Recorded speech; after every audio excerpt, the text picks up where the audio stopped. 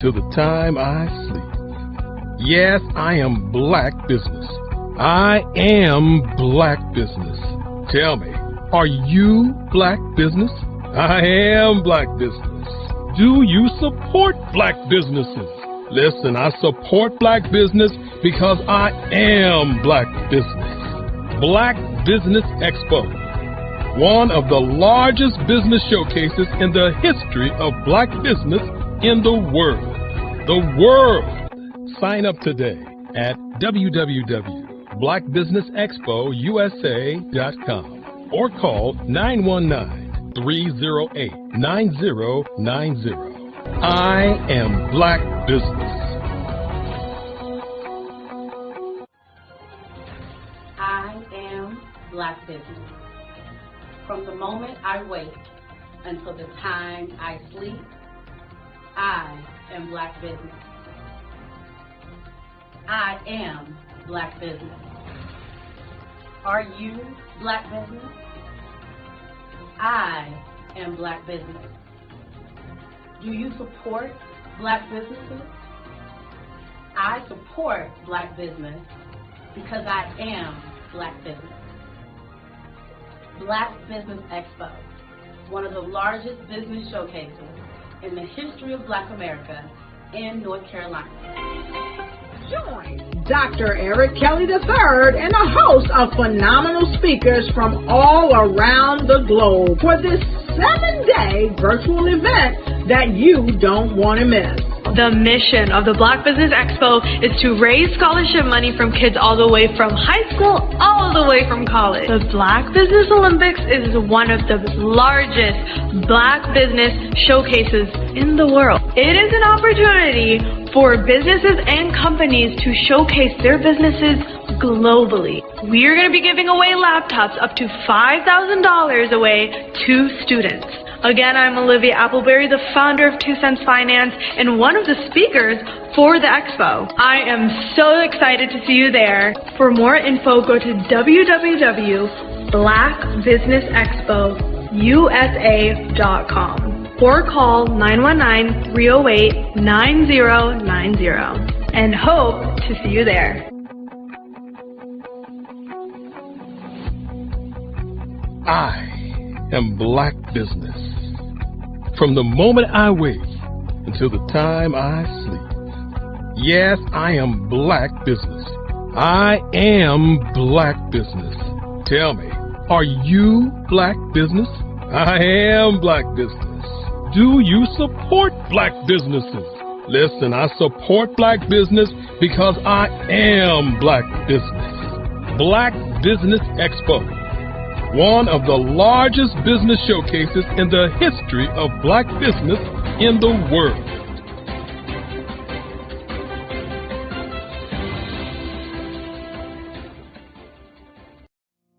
Did you know that approximately 333.34 million businesses exist today, according to a report from 2021? And you may be one of those businesses, or maybe you're not in the business market yet, but you're aspiring to be a business owner. Well, guess what? You're in the right place at the right time. Because let's face it, everything is about timing and opportunity.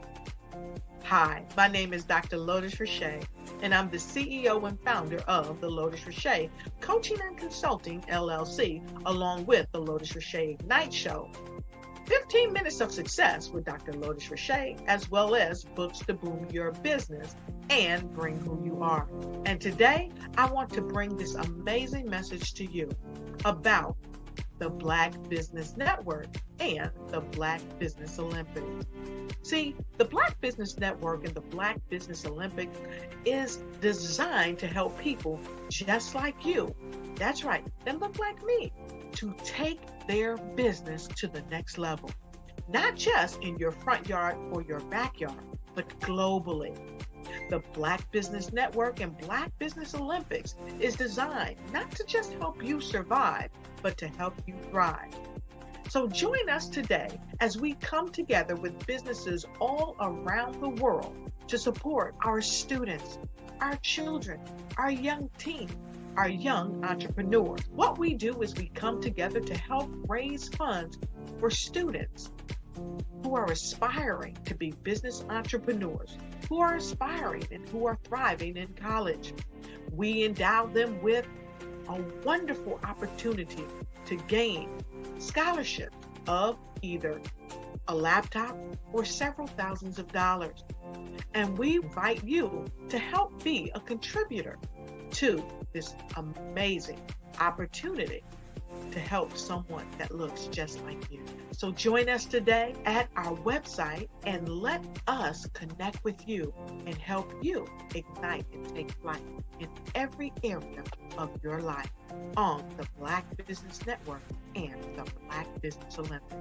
I'll see you on the other side.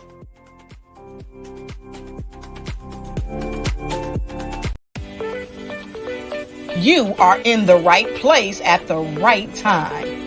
The Black Business Network opens again for its Black Business Olympics, a 24/7 broadcast on business, strategies, global branding, social media marketing, finance, advertisement, and much, much more. Featuring the top, most powerful entrepreneurs and speakers and thought leaders from all around the world as they gather together for this phenomenal event. Join the Black Business Network streaming live into the metaverse, STEM City, USA, Black Multiverse, Pod TV, Roku, Hulu, iHeartRadio, Apple TV, YouTube, TikTok, Instagram, Google Podcasts, Facebook, LinkedIn, IBM TV, Spotify, and Twitch. Tune in today and be a part of this amazing movement. The Black Business Olympics welcomes you.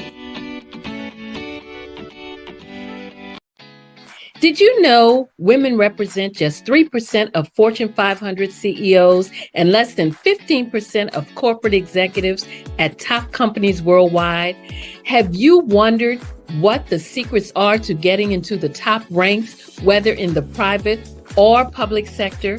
Do you want to figure out how to stop being held back in your career or passed over for promotion? Then you're in the right place. Hi, I'm Dr. Madeline Ann Lewis, President and CEO of the Executive Women's Success Institute. I have decades of experience in the military, the federal government, and corporate America, and my mission is to help women succeed and tap into their full potential. I want to reach 1 million plus women around the world to become the leaders they are meant to be. So if you want to move into a management or executive level position, or maybe you are a female veteran transitioning out of the military into business entrepreneurship, then reach out to the Executive Women's Success Institute at 301-693-3284. Let us get you on the fast track to success.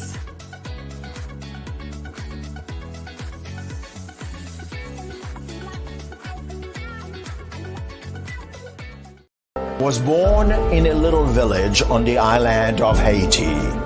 Many deadly diseases pounded me.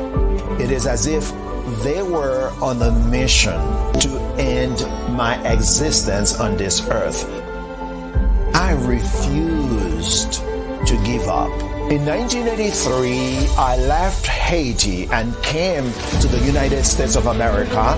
And I came with $5, 2 shirts. I didn't speak in English. I came to Atlanta. I got a job. I was a doorman. I was a doorman with a dream.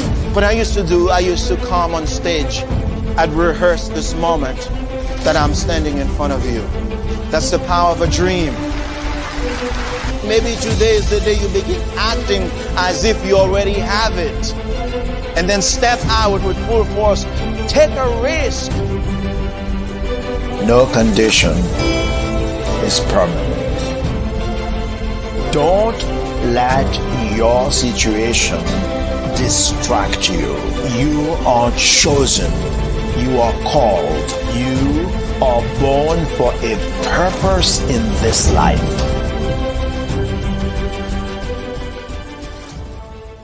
phenomenal Tanya T. Wise, who is here from the great state of Maryland. Tanya, welcome and thank you for being with us today. Can you indulge our audience a little bit and tell them just a little bit more about who you are and what it is that you do? Well, I love being able to talk to people and have a magnetic attitude, being able to just show them. So I always like to say, level up is Coach at Tanya T. Wise here.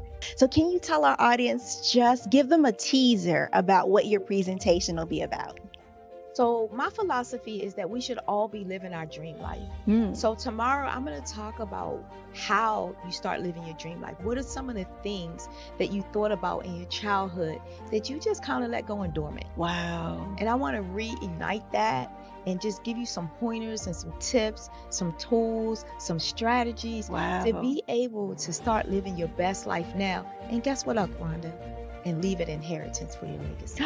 Oh my goodness. Okay, I know that's resonating with a lot of people. I've heard that you have a dynamic coaching program. Can you tell us a little bit more about that? Absolutely. So our coaching program help people that have the lack of time, that lack strategies, and lack the confidence to go after their dream life. So we help them implement tools, we help them implement strategies, as well as give them resources so that they can live their best life now and leave that inheritance. Wow. Oh, I love that. I love the leave the inheritance part. Listen, you are dropping some major nuggets, and I know a lot of what you're saying is resonating with a lot of people, but I think we're all curious. How did you even make this transition into the speaking and coaching arena? What's the story behind this? So I started out in finance, and I realized that a lot of people don't necessarily go after their dream life because of the lack of finances or the education behind finances. But it wasn't until I lost my firstborn, my only son, that life changed for me. And where I was going after it all, living the corporate life, hit my 6-figure income and living in my dream house with my dream man, driving my dream car. I nearly lost it all when I lost my son. And so I realized it only takes one financial catastrophe that can change your entire life. That's what made me start All New Beginnings. Because no matter what's going on in life, there's a new beginning. And because of that, we develop a program called Wise Minded. My little slogan is, don't just dream it, let's live it. If they want to connect with you or work with you, what is the best ways for them to be able to do that? Well, for my social media guru, you can connect with me on every single social media platform as Tanya T. Wise. I'm Kennedy Harris. My genius is being an entrepreneur. I'm the CEO of K-Lock, a company where I develop my very own line of kids supplements. I currently market my multivitamin for kids to help combat weak immunity. During the pandemic, research has shown that having a strong immune system is key to fighting off disease. My vitamins are for kids, but adults can benefit from them as well. I'm adding a proprietary blend to my supplement line. I want to create my own blend so that I have a competitive edge in the marketplace. Staying healthy is important to me so that we live longer and have healthier lives. My website is klockproducts.com. That is K-L-O-C-K. Genius is common.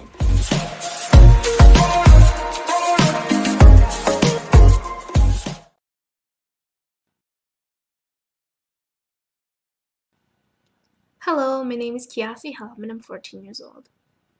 I think my genius would probably have to be setting goals and achieving them. I say this because ever since I was young, I always wanted to be an author, and at age 11, I ended up achieving this. But not only did I end up becoming an author, I ended up becoming a public speaker, a publisher, a business owner, all these great things.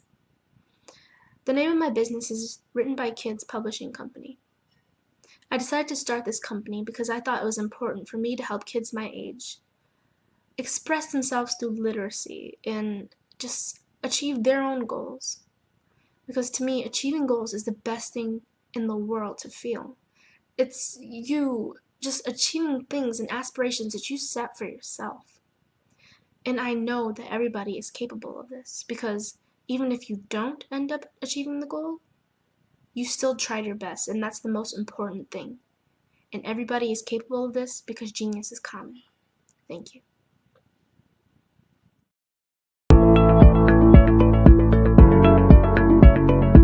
Prepare for what's coming and dominate in economic winter. Stand strong and thrive by showcasing your great products and services globally through the Black Business Network and Black Business Olympics. The Black Business Network has showcased over 2,000 companies with over $7 billion in sales each year. Over 10 million attendees have viewed the rebroadcast each month. Through the Black Business Olympics, unique styles of business training and mentoring are turning students into business owners and entrepreneurial warriors who will dominate in any economy. Gain the ultimate advantage of the Black Business Olympics, 7 days of unbelievable topics and speakers speaking around the globe. Donate your time and experience to provide expertise and scholarships to students worldwide and change the world. Now, more than ever, new insights, tools, strategies, and capabilities are needed. This is your chance for a major presentation to the world. Fill out the form and join the more than 2,000 speakers who have presented to over 200 countries. Join the Black Business Network streaming live into the Metaverse, STEM City, Black Multiverse Enterprises, Hulu, Amazon, YouTube, iHeartRadio, Apple, Facebook, LinkedIn, Pod TV, IBM TV, Spotify, and Google Podcasts. Sign up today. Spaces are limited, and we will see you there.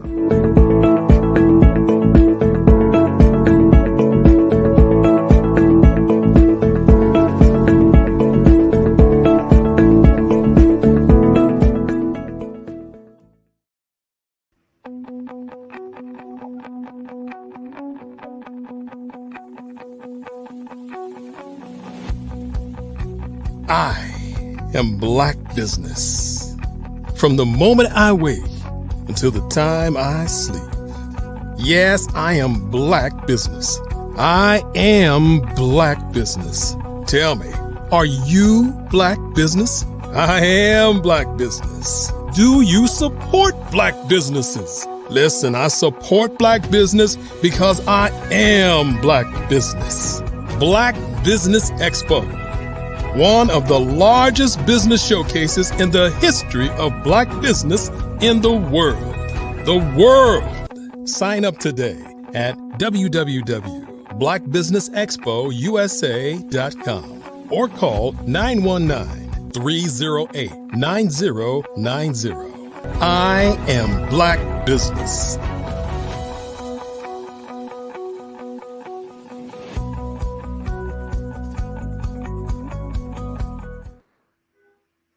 Good afternoon, business owners, entrepreneurs, thought leaders, and corporations.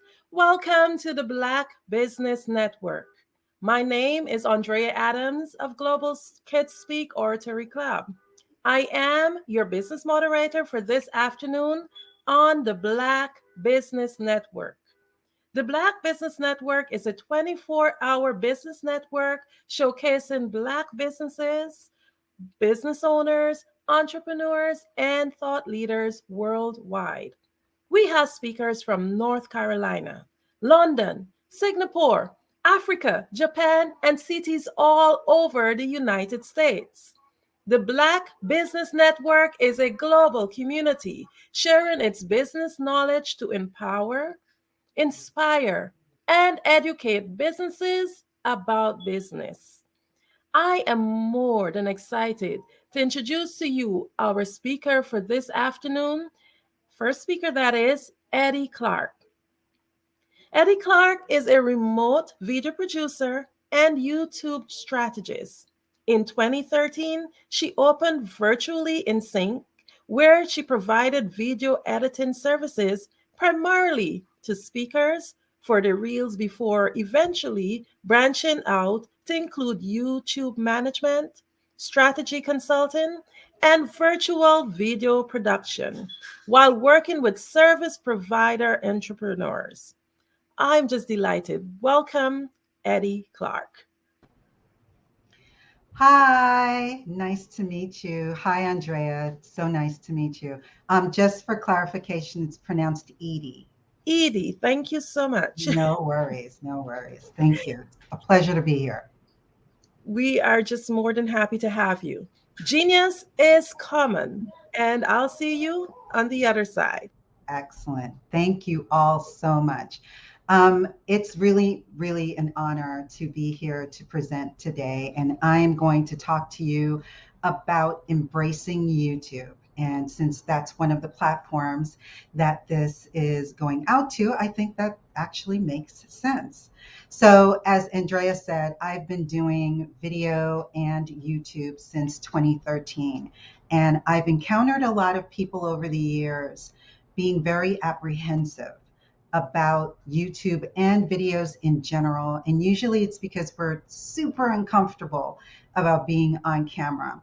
And also, I think another issue tends to be for some people, they just don't really see what the results could be from them putting themselves on the line and putting themselves out there on video. And I know that all of the wonderful speakers that have spoken before me throughout this week don't have an issue with that because obviously they were comfortable coming here and presenting to you. But I'm sure that there are probably some people that this message is going to resonate with where you've avoided it for any number of reasons, ranging from just being uncomfortable to maybe you don't really understand what the end result could be for you. And so that's what I kind of wanted to talk about today in today's presentation. So I want for a moment for you to just imagine that you've gotten over whatever your headaches were, whatever your obstacles were for not creating a video. You've gotten over that and you decide to create a video. And it's not just any video, it's a video that is specific to your target audience. You understand who your audience is. You understand what their pain points, what their problems, and what their needs are. And you create a video, or preferably a lot of videos, that address these issues, and you upload these videos to YouTube. So you have these videos uploaded on YouTube. They are optimized because they are answering a specific question or addressing a specific problem that your ideal audience is experiencing. So after you've uploaded it, you may be saying to yourself, well, I don't even know if this makes sense because I want to get clients. I don't want to just give away my content and just share everything that I know with the world on YouTube and just not get any money for it. Everybody wants to get paid, and I totally understand it. And I'm with you 100% because that was my philosophy when I first started as well. But imagine that you've done that, you've uploaded the video. The video is ideally what your specific target audience is experiencing. And all of a sudden you start to see your view count is creeping up. A lot of people are into the vanity numbers and they see that it's hundreds of views, and then it's thousands of views, and then it's hundreds of thousands of views, perhaps. And then in addition to that, you're getting comments on that video. You're getting comments of people saying, oh my God, this is exactly what I wanted. Thank you. I've been wanting to figure out how to do this, or what the, response is to that. Whatever the comments are, they're engaging with your content because you created this video. Then, perhaps because you were smart enough to put some sort of a lead magnet at the end of the video, or a call to action where you're encouraging them to now go off of YouTube. Imagine now that you're getting leads. People are actually downloading whatever it is that you're giving them for free, and they're joining your email list where you now have carte blanche and you can market to them to your heart's content. So those leads now can then turn into potential clients, depending on what you do on your back end for your marketing funnel in order to get them to purchase whatever your services may be, which could be coaching, it could be a done-for-you service, it could be a digital course, who knows what it is. But here's the difference with just doing traditional marketing and with YouTube. Imagine now those same set of videos, or we could even just be talking about one video, 2, 3, 4, 5 years from now, you're getting people downloading that freebie, or you're getting people that are commenting on that video, and they're still saying the same things that 2, 3, 4, 5 years earlier, the same audience was saying, which is, thank you, I really needed this. I don't know what I would have done if I didn't have this. Whatever the comments are that they would be saying, and they're joining your email list because that freebie is still there. So you created this video in, let's say, 2020, and in 2023, in 2024, in 2025, you're still getting leads and you're still getting clients from those videos. And that is the power of not only video, but in particular, YouTube video. And the key thing that you need to understand is that it does not matter what the vanity numbers are. It does not matter whether or not you are millions of subscribers in, or you only have thousands of subscribers. The key in order for you to be successful is to make sure that you are creating content that your ideal audience wants and needs. And then you are making sure that it is optimized so that they can find that content. And then you can't just rely on YouTube. You need to definitely have a marketing game plan in place. And that's why, in order for me to really grasp the success that I could have on YouTube, I created my own framework. And it is a framework that I'm sure a lot of the YouTube gurus also have. Everybody needs some sort of a framework, whether you have one for your existing business or if you have it for your marketing and for your YouTube channel, if perhaps you have a YouTube channel. I call mine the Embrace YouTube framework. And the purpose of this framework is that it boils everything down into 3 key pillars. And I created these pillars because these were the areas of most importance and the areas that people tended to, I guess, sort of lack an ability to sort of be good at doing. So the first pillar is called gain clarity. That is probably, I don't know the word to use it, but that is usually the missing link with a lot of people when it comes to creating their videos on YouTube. The second key pillar is generating content. That's the second area where a lot of people are stuck. They're not really sure of how to create the videos. They immediately say, I can't do it because I don't have a fancy camera, or because I can't stand editing, or I don't know how to edit, or I don't know how to write my own scripts or figure out what it is that I want to talk about, which was definitely an issue that I had for sure. And then the third pillar is audience growth.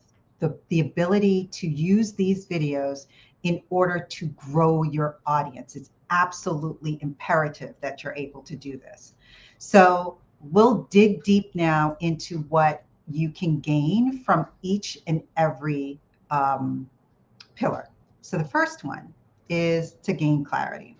Now, this was an area that I had struggled with for a really, really long time. And I noticed that the vast majority of my audience on YouTube and on my other social media platforms, as well as my clients, tended to skip over or not recognize that it was something that was important for them to do. So what do I mean when I say gain clarity? There are 3 action steps or 3 points that I want to outline. The first is, in order for you to gain clarity, and clarity is just having an overall understanding, a very clear mission on why are you creating these videos. So that's the first thing that it starts off with, is that you need to define your why. Why are you creating these videos? Why do you need to have a YouTube channel? And I'm not saying that in the sense of not everyone needs one, but you need to answer those questions so that you're motivated to continue to do the things that you need to do in order to attract the audience that you want to attract, that you're creating the right content for them. So you need to have a solid understanding behind your why. So why are you doing this? Why does your audience need the content that you're going to create? Because bear in mind, you are having a YouTube channel because you really want to have an outlet and a place where you can share your knowledge and expertise, because you holding on to your knowledge and expertise is not helping anyone. And you saying, oh, I'm only going to give out my knowledge and expertise if somebody hands me money, isn't really the only way that you can earn money from your knowledge. So there is a small, like the first layer, if you will, of your knowledge that you should and can give away for free. And that's where YouTube comes in. So you need to define your whys in reference to why you're doing what you're doing, and why does your audience need to, understand or learn what it is that you have to teach. The next thing is that you have to soundly and firmly establish what your niche is. When it comes to YouTube, in my opinion, there are two types of content or YouTubers that you'll find on YouTube. There's the camp where they want and intend to blow up their YouTube channel because that is their bread and butter. That is the only thing that they do day in and day out. They are full-time YouTube creators, and that runs the gamut in terms of what niche they're going to be in. It could be a hobby niche. It could be something that you're just passionate about. It could be a number of things. The other camp is for those who want to use YouTube as a marketing tool in addition to the other tools that they're using, whether it be other social media platforms like LinkedIn, Facebook, Instagram, and the others, or if they're doing it in conjunction with, say, for example, email marketing and things of that nature. So you need to soundly establish what your niche is, meaning you need to identify, if I'm soundly establishing my niche, it has to do with video production and with YouTube, but it's not generalized as that. My specific niche is for people who want to share their knowledge and expertise on YouTube. They don't want to become a blow up, big, huge YouTube star. They just want to figure out how can they use YouTube in a simple and easy manner where it doesn't overwhelm and stress them, but at the same time, they're able to churn out content that attracts their ideal audience, that leads them into their sales funnel. That is specifically what I do. And I do that by showcasing and sharing with my audience how to use simple and easy tools, because I always dub myself as lazy. I like to do things the easy and fun and quick way. And that's what I want to teach my audience, because I recognized that my audience was overwhelmed by the thought of even doing a video, let alone putting that video up on YouTube for the world to see. So you need to identify specifically in whatever it is that you do. If it's mental health, what specifically are you doing in mental health? And the reason why you need to establish this niche and really be specific is because if you've ever been on YouTube, you know that YouTube is huge. It has a lot of YouTubers on there. There's a lot of content that people need to go through, and you need to be able to get found in that sea of noise or other YouTubers that are out there. So by niching down, you have a greater chance of getting found as opposed to getting lost if you're too general. If you're too general and all the big guys are covering in that area, then it's going to be highly unlikely that you're going to get found if you're going general as opposed to very specific. And that lends itself to when you're optimizing your content, you need to really specify exactly what it is that you're creating. And then the third thing in terms of getting clarity is you do need to look at what your competitors are doing. I don't like to have to call them competitors. I would rather call them peers. But you need to look and see what others are doing out there so that you can get a gauge on what exactly is missing, what might be the areas where you could fit in and you could be able to shine a little bit, because not everyone is going to be able to cover every aspect of whatever your topic is. And even if they do, this is the key thing that needs to be clearly understood, that even if you have two videos that are on the same topic, it does not mean that the video that's done by the big top-notch YouTube person is going to swallow yours, and therefore no one is going to watch your video. And I know this from just experience and doing this and looking and reading what my comments have been. When I first started, I started out doing a lot of, how do you use YouTube? How do you upload a video? How do you do, all of these things with regards to videos. I wasn't the only person that was doing it. Not that I understood what this framework was by then, but I was winging it. I was just trying various things. And over the years, what I consistently recognized is that even if I created a video that some other big named or multiple big named YouTubers had created, I still specifically had an audience that only wanted and could learn from me. And even though I had a coach eons ago that told me that, I didn't really believe it. And I didn't believe it until I saw it and I experienced it. And I still to this day will do a video that's a popular tool, because again, I like to share easy to use and easy to learn video creation tools specifically. And even if it's a popular tool that a lot of top-notch YouTube creators are creating, I'll still look in my comments and I'll see, oh my God, I can't tell you, the last time I looked at this, someone else's video, I couldn't understand it until I watched your video. Thank you for posting this. Now I get it.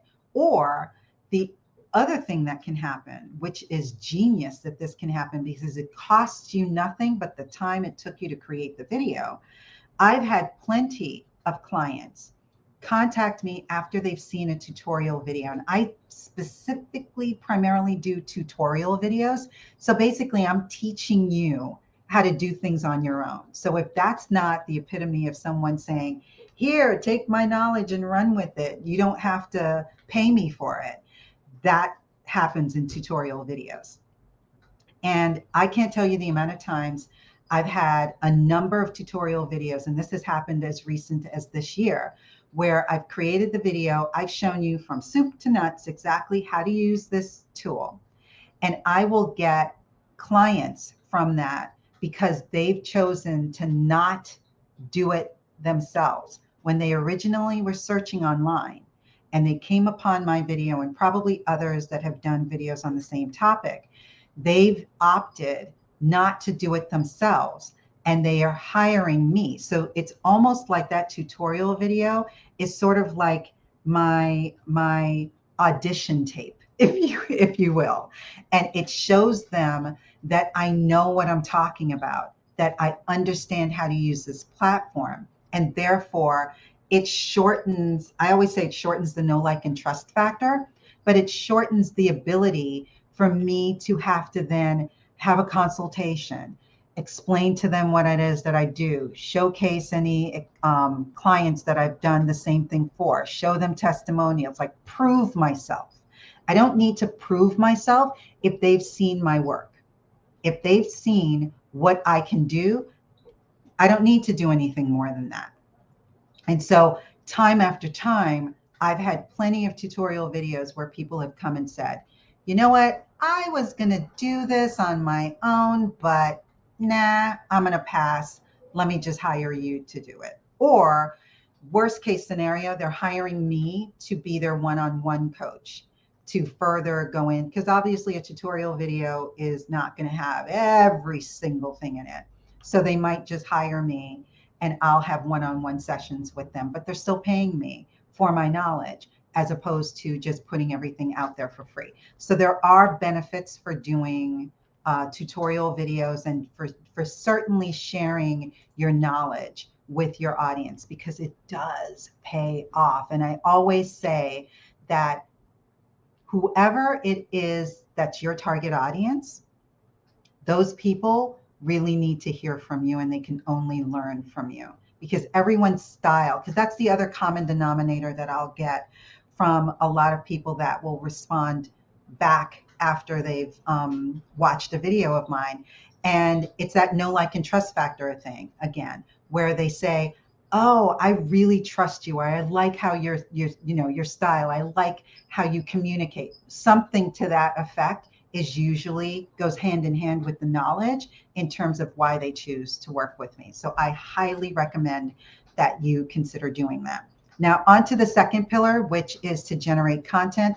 This is usually an area where a lot of people stumble for the 3 key areas in that pillar, which is number 1, writing your content. I used to be the first one, my hand was going up. I don't know what to write. And so when I first started doing my videos, which kind of sort of worked out for me, I would just share my knowledge. So it was me naturally on a screen recording, sharing what I'm doing as I'm doing it. As I got a little bit better, I started to really formalize my scripts a little bit better. And I had to come up with intros and outros and reminders and things of that nature, and a hook and all of that kind of stuff. And that's where I would always fall flat. But it started to get a little bit better once I had created or accessed a script format, which sort of walked you through what the step-by-step process is. And nowadays, with generative AI and things like ChatGPT and Jasper.ai and Copy.ai and all the other AIs that are out there, that can help get the juices flowing so that you are no longer experiencing writer's block. So I always highly recommend to my clients, to my prospects, if you are stuck and you don't know what to write about, use an AI tool as an assistant to get the juices flowing. And that way, because I'm really good at editing, I suck at sitting at a blank screen and starting from scratch. So that's definitely a good point. The second is about creating your visuals, about actually creating the content through filming. You do not, under any circumstances, absolutely, you do not need to go out and buy expensive equipment. You do not need a DSLR. You do not need to spend hundreds and hundreds and hundreds of dollars on a camera. You can use your web camera, or you can use your smartphone. Every smartphone today is equipped with high definition cameras on them. So you do not need to purchase a camera. Now you will for the smartphone lot, anybody that goes that route, you will need to have some sort of a tripod, because just holding your camera in your hand and filming yourself is not going to fly. So you definitely need to invest in a tripod, and they're as cheap as $20, maybe even less than that. And then the other thing that you would need is to have some kind of way to capture your audio, because having a microphone, if you're doing your webcam, have a USB microphone is mandatory. And then also if you're on your phone, it's important that you have some sort of a plugged in lavalier mic. Ideally, it could be wireless, but it could be wired depending on how close you need to be to your camera. So I highly recommend those 2 things. And then lighting sources, you don't need to go out immediately and start buying lights. You can just sit in front of a window that has bright lights, and you have the camera in front of the window, not shining towards it, but you have the back of the camera facing the window so that it's the camera is catching you. So you need to be in front of the window so that the light is shining on you. You don't want to have the window behind you, because that's just going to cast a shadow, especially for us with extra melanin in our skin tone. We need to make sure that we're lit properly and no shadows unnecessarily are casting on us. The other thing that I recommend is a teleprompter. If you are someone that is uncomfortable speaking naturally. Now, I know no one that spoke today and previously this week is going to need that. But for those of you who are listening, you're new, you're uncomfortable, the fact of, just seeing that the light is on the camera just gives you the heebie-jeebies. You may want to utilize a video teleprompter. And what I love about video teleprompters is that they have the ability to allow you to film yourself because you're using it on your smartphone. And it looks as if you're looking at the eye of the camera, but you're also seeing the script roll above you. So I highly recommend that, but it's optional. It's only for those who are a little uncomfortable with being able to just speak like that. Because you have to bear in mind, you do need to make sure that you're controlling how much you're saying, because you don't want to go off on tangents. Because on YouTube, when you're uploading natively, as opposed to going live like this, when you're uploading natively, your viewers have a finite amount of time that they want in order to get the answer that they need. So you can't go off on tangents and think that when you swing back around, they're going to be there, because they're not. They will have already left. So that's why I recommend video teleprompters. Now, the third area is assembling your flick, your movie, your video, whatever it is that you want to call it. And that's important because you can't really just film yourself and say, okay, here you go, it was perfect. The only way that you can really ultimately film yourself and not have to worry about what the consequences ultimately could be is if you're doing a live stream. Live streams or webinars, whatever you want to call them, are definitely a different animal. And if you're more comfortable doing that, then I would say do that, because it's content, regardless of how you look at it. It may not have been glossy and edited perfectly, but it's still content. And I would just recommend, especially if you want to utilize the power of YouTube, I would recommend that you make sure that you're going live on whatever platform it is that's your favorite. So for me, I'm obviously YouTube, but my second favorite platform is LinkedIn. So whenever I go live, I'm going live on LinkedIn and I'm going live on YouTube. So I would just recommend that you also go live on YouTube, because A, your audience that's already on there will be able to find it. And then B, it's still going to be, if it's optimized, I would go in and possibly tweak the title and possibly the thumbnail. If after you've already filmed it, it's already in the can, I would go in and tweak some things on there so that it could get found a little quicker and easier in search. But I would experiment. So I would throw in some live streams with some pre-recorded videos and sort of kind of get some sort of a gauge on how that is working for you. But I highly, highly, highly recommend that you do live streaming or webinars if you're uncomfortable with just the thought of editing. But the good news is that today in 2023, no one really should be saying, I can't edit. Because if you have been following any of the AI tools that are out there, there are a lot of easier ways to edit videos nowadays. You can edit videos by text.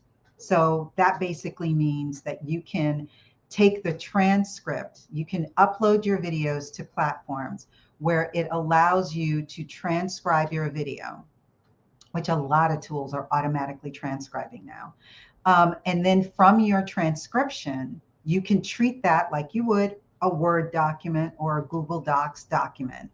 And you can highlight sections. So let's say, for example, you're doing a video and after you introduced the very beginning of the video, you fumbled, you lost your train of thought, or, you made some sort of mistake and it's like a sentence or two long. You don't have to worry when you're filming, which was another headache that a lot of people used to have, is that, oh God, I have to start all over. You don't have to. I always recommend if you make a mistake while you're filming, pause for like 3 seconds and then start again, because you can remove the mistake in editing. But now with text, you don't even have to pause. You could just keep going. And what you do is when you get into the platform, you highlight the words where you made the mistake and you delete it. And it poof is gone from your video.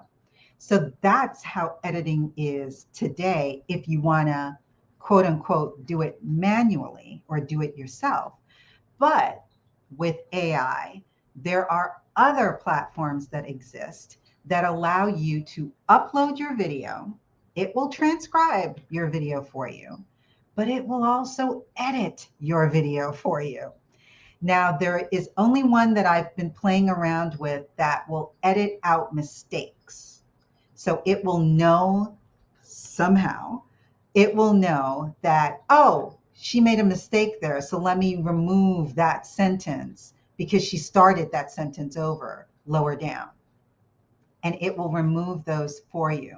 There are platforms that will just strictly edit, but they won't remove the mistakes. I'm betting those platforms within a matter of months, I'm going to say possibly a year or so, will be able to edit out mistakes. So gone soon are going to be the days where you can say, I don't know how to edit. It's obvious that it will be evident. Now, what I will say in reference to those capabilities, the unfortunate thing is going to be that you may not be able to do that moving forward if you are wanting to, say, for example, put B-roll. That is something that a lot of people like to do, sort of to tell their story a little bit more. You don't want to be what I'm doing right now is called a talking head. So you don't necessarily want to only be a talking head, because ideally on YouTube, talking head videos, depending on who's delivering the talking head, can be fine. But more often than not, especially if you're fairly new, having just this static image gets boring to the person that's watching it. So you need to have cutaways to go to other things so that other people can look at see like spelled out what it is that you're talking about. And it just tells the story a little bit more. It can evoke an emotion or something in the person that's watching the video. So that's highly important. And so far, the AI editing platforms do not do that yet. So I'm suspecting that at some point fairly soon, all of a sudden you're going to see that you can either upload your video and upload your stock images or footage, or the platform's going to create it for you. I'm predicting, I don't know if anybody else has predicted that, but I'm going to predict that right now and say that that's going to happen. That's going to be on the horizon pretty soon, I'm going to guess. Now, the other type of video that you can create that I would say does not require editing is, there's a platform I did a sample video, and I'm going to send it out to my digital course users and see if I freak them the heck out. But there is a platform that you can take your still photo, upload that still photo onto this platform with your audio track of you just narrating whatever. It could be a welcome or it could be a thank you. I think I did mine as a thank you. So there's something I have, I can't remember which tool it is or which freebie it is, but when you get my thank you video, it's going to be this particular type of video. And what they do is they manipulate your mouth in the image so that it looks like you're moving, your mouth is moving to the words that you're saying. So that's the next, and some people might be freaking out right about now saying, nope, okay, you've gone too far with the AI stuff. I had you at, being able to edit for me, but you've now gone a bit too far. But that's just the iterations and changes that are going to start to happen moving forward with AI. And that I wanted to talk about only because I know that there are a group of people, and it actually, the reason why I found this particular platform was because I had a client that said, I don't want to be in my videos at all. I do not want to be in my videos. I don't want to take the time to film myself. And so I was like, well, I don't think they have something for that yet. And then I started to do research and came across this platform. It is freaky looking, but it does solve that problem if you can get over the freaky lookingness of it, or if you can wait until they are able to do it to a point where it doesn't look so freaky. So I just wanted to share that for those of you who are like, I don't want to be in my videos at all. Now, the third key pillar that is vitally important is growing your audience on YouTube and growing your audience, period. So the first thing that you need to make sure that you're doing is that your content is optimized. You need to optimize your presence online. So for YouTube, that goes from your YouTube channel, channel art. I've seen plenty of people have YouTube channels with like a generic channel art banner. Back in the day, you could put on your channel art, you could put up to 5 links that would drive traffic to your social media platforms, to your website, to your freebie. And I used to tell people, make sure that you put up in your banner that you have the freebie and that you have an arrow pointing to it. Well, unfortunately, a bunch of people started to scam users with having that link. They were somehow manipulating that link to go to places that it shouldn't go.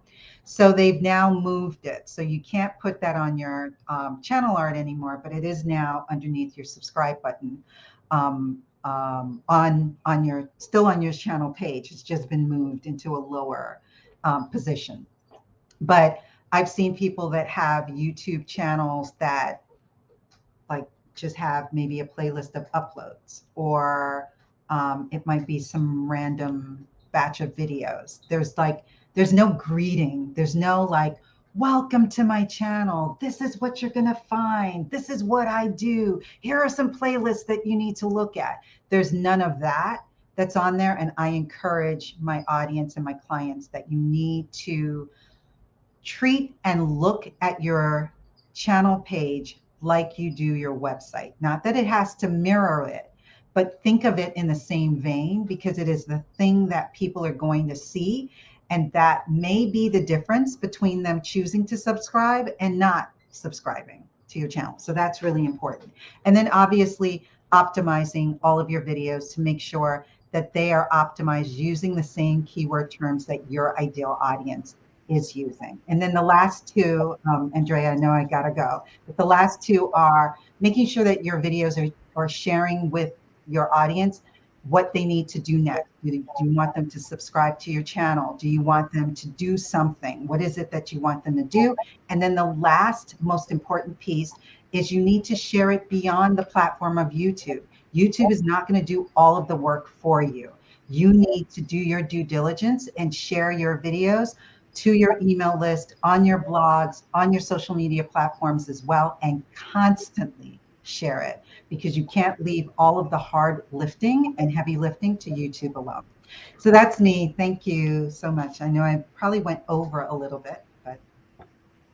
Wow, thank you so much, Edie. This has been a wealth of information, and I know our listeners will leave here today with added value to their business and to their lives. Before I let you go, can you just tell us how we can get in contact with you? Oh, sure. My website is edieclarke.com, and that's EDIECLARKE.com.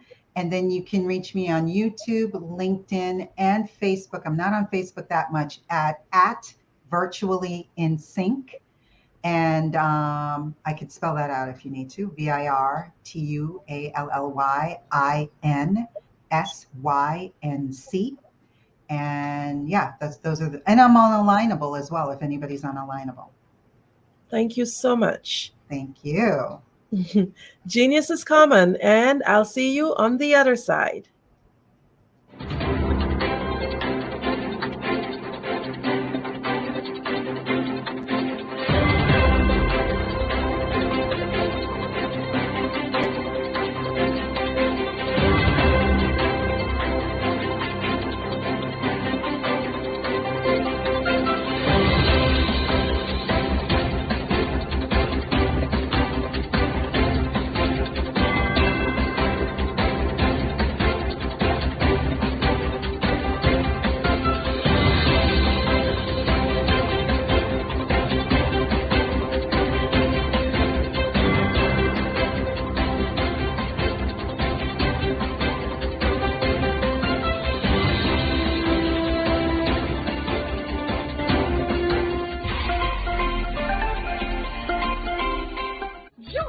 Dr. Eric Kelly III and a host of phenomenal speakers from all around the globe for this 7-day virtual event that you don't want to miss. The mission of the Black Business Expo is to raise scholarship money from kids all the way from high school, all the way from college. The Black Business Olympics is one of the largest Black business showcases in the world. It is an opportunity for businesses and companies to showcase their businesses globally. We are going to be giving away laptops up to $5,000 away to students. Again, I'm Olivia Appleberry, the founder of 2 Cents Finance and one of the speakers for the expo. I am so excited to see you there. For more info, go to www.blackbusinessexpousa.com or call 919-308-9090 and hope to see you there. I am Black business. From the moment I wake until the time I sleep. Yes, I am Black business. I am Black business. Tell me, are you Black business? I am Black business. Do you support Black businesses? Listen, I support Black business because I am Black business. Black Business Expo, one of the largest business showcases in the history of Black business in the world. The world! Sign up today at www.blackbusinessexpousa.com or call 919-308-9090. I am Black business. I am Black business. From the moment I wake until the time I sleep, I am Black business. I am Black business. Are you Black business? I am Black business. Do you support Black businesses? I support Black business because I am Black business. Black Business Expo, one of the largest business showcases in the history of Black America in North Carolina. Join Dr. Eric Kelly III and a host of phenomenal speakers from all around the globe for this 7-day virtual event that you don't want to miss. The mission of the Black Business Expo is to raise scholarship money from kids all the way from high school, all the way from college. The Black Business Olympics is one of the largest Black business showcases in the world. It is an opportunity for businesses and companies to showcase their businesses globally. We are going to be giving away laptops up to $5,000 away to students.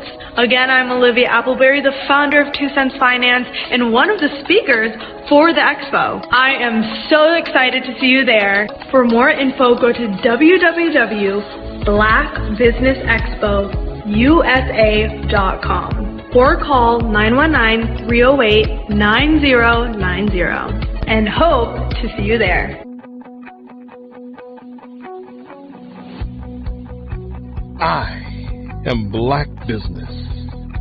From the moment I wake until the time I sleep.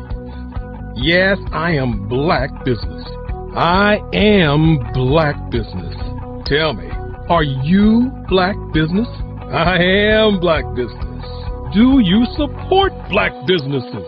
Listen, I support black business because I am black business. Black Business Expo, one of the largest business showcases in the history of black business in the world. Did you know women represent just 3% of Fortune 500 CEOs and less than 15% of corporate executives at top companies worldwide? Have you wondered what the secrets are to getting into the top ranks, whether in the private or public sector?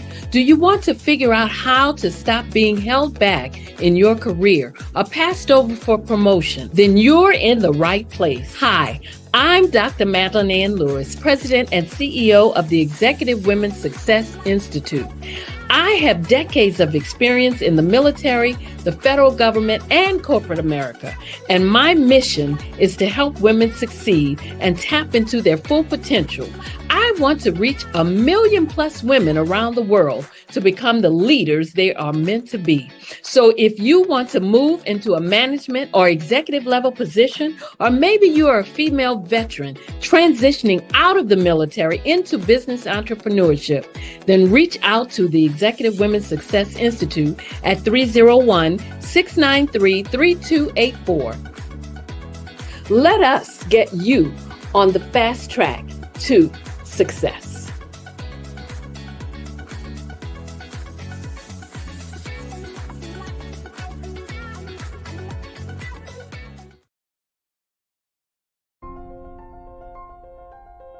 What if you could build your own city? A place where every child can find nurturing people to help them achieve their full potential. A place where every adult can access job training support. Where health education is abundant. Where social justice ruled the land. A place without limitations. Welcome. You have arrived at STEM City, USA. It is what every city should be. A safe and trusted community where you find people and resources to help you become everything you are and beyond. STEM City is unlike anything you have ever experienced. It is a digital twin of the world around you, only better. STEM City is about energy and soul renewal. It is more than a digital world. You can almost feel the power of live cultural events, music, and theater. STEM City promises a better future for children with caring mentors and hands-on activities with dedicated tutors to support our youth. STEM City is your passport to a healthy lifestyle with weekly events addressing our community's many issues. STEM City is your financial well-being with helpful information on wealth management, career advancement, job training, and so much more. STEM City is the community you deserve. It is the city where your dreams can come true. STEM City USA, a place in the sky that is accessible to all who reach for the stars.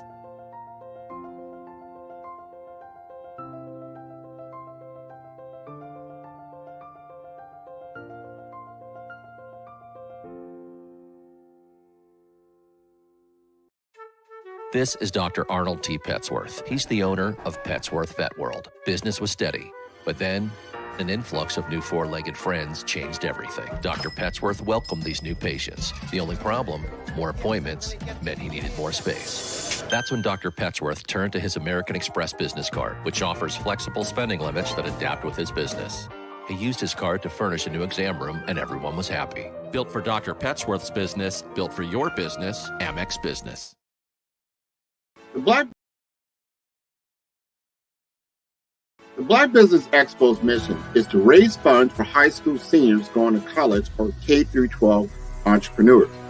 This expo is a fundraiser for students.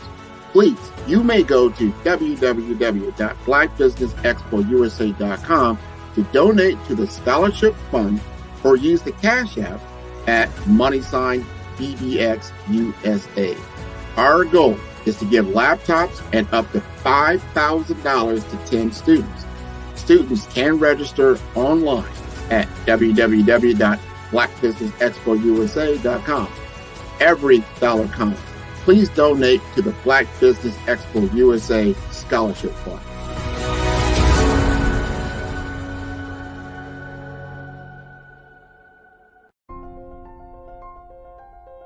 What if you could build your own city? A place where every child can find nurturing people to help them achieve their full potential. A place where every adult can access job training support. Where health education is abundant. Where social justice ruled the land. A place without limitations. Welcome. You have arrived at STEM City USA. It is what every city should be. A safe and trusted community where you find people and resources to help you become everything you are and beyond. STEM City is unlike anything you have ever experienced. It is a digital twin of the world around you, only better. STEM City is about energy and soul renewal. It is more than a digital world. You can almost feel the power of live cultural events, music, and theater. STEM City promises a better future for children with caring mentors and hands-on activities with dedicated tutors to support our youth. STEM City is your passport to a healthy lifestyle with weekly events addressing our community's many issues. STEM City is your financial well-being with helpful information on wealth management, career advancement, job training, and so much more. STEM City is the community you deserve. It is the city where your dreams can come true. STEM City USA, a place in the sky that is accessible to all who reach for the stars.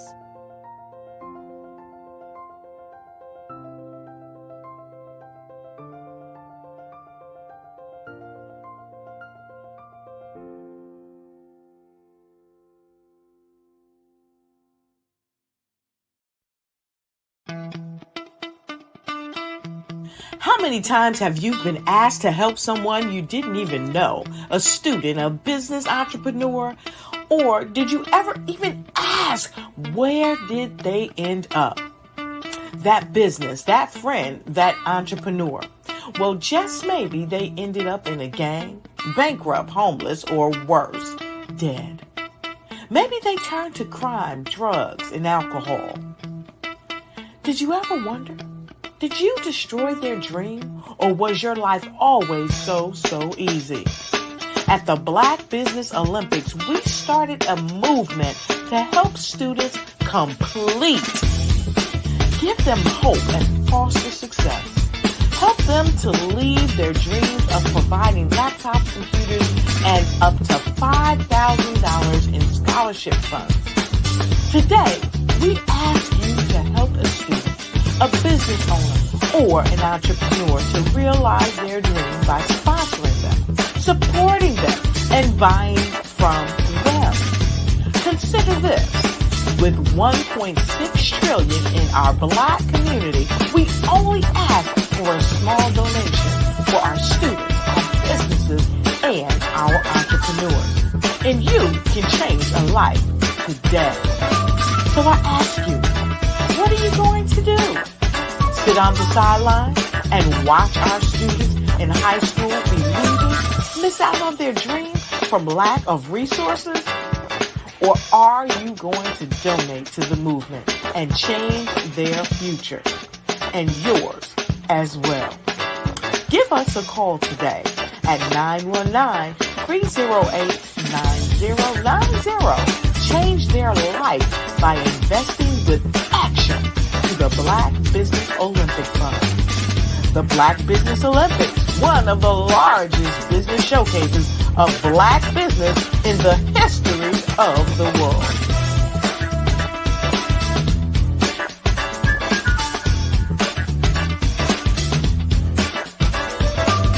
I'd like you to imagine with me, if you will, opening an app where you can collaborate with like-minded individuals from around the world, get inspiration and in-app tools to launch and grow your business, as well as share your knowledge and earn compensation, all in one app. Well, the name of that app is Trousseau, short for Truly Social. Hi, I'm Matthew Newman, the founder and CEO of Trousseau. A new concept in social media, Trousseau is designed from the ground up to be a platform that's both social and empowering for all its users. How exactly do we do that? I'm glad you asked. First, Trousseau brings the world together via video. Psychologists assert that video provides a significantly more effective connection than audio only. When you enter a community on Trousseau, you're face to face. Second, on Trousseau, you don't have to have 1 million followers to monetize. Our business model allows all hosts and moderators to monetize, no matter the size of your following, by 1, producing fee-based content, and 2, inviting others to join the platform as subscribers. Even more, Trousseau has an in-app resource library with over 100 free resources, forms, and documents to help you build your brand and grow your business. Third, Trousseau is inclusive. The deaf and hard of hearing communities make up 360 million people worldwide. Unlike audio-only apps, Trousseau embraces this community, providing a networking platform that allows them to participate via video and closed caption. We even have a deaf and hard of hearing foundation in the works as well. Fourth, Trousseau is both social and safe. We refer to Trousseau as a virtual extension of the beauty shop, barbershop, and brainchild of the community. A place where there's laughter, along with wisdom, growth-oriented conversation, and genuine connections in a safe space. Trousseau even has proprietary security to ensure we maintain a safe environment for everyone. Where are we at now? Trousseau is live, y'all. We've launched in beta and we're acquiring users daily. We have an incredible development and marketing team, plus amazing celebrity influencers at the table, helping us spread the word around the globe, beginning within the African diaspora and beyond by creating a safe space for growth, connection, and collaboration. We're truly excited about Trousseau. We've created something special for which there is a global market. And we invite you to embark on this journey with us as a shareholder. The future for Trousseau is truly bright. Join us and let's go there together.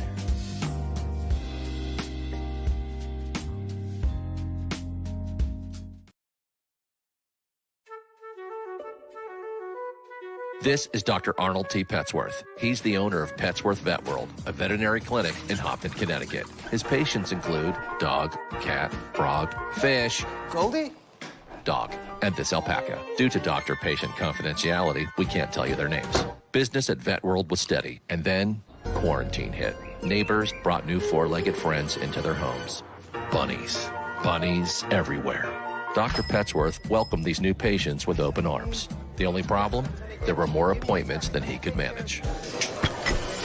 That's when Dr. Petsworth turned to his American Express business card, which offers spending potential that's built for his changing business needs. He decided to hire a new assistant, Julio, and with spending power built for business purchases, he used his card to furnish a new exam room. Together, Dr. Petsworth, Julio, and American Express Business made sure all the pets of Hopton got the love and care they deserve.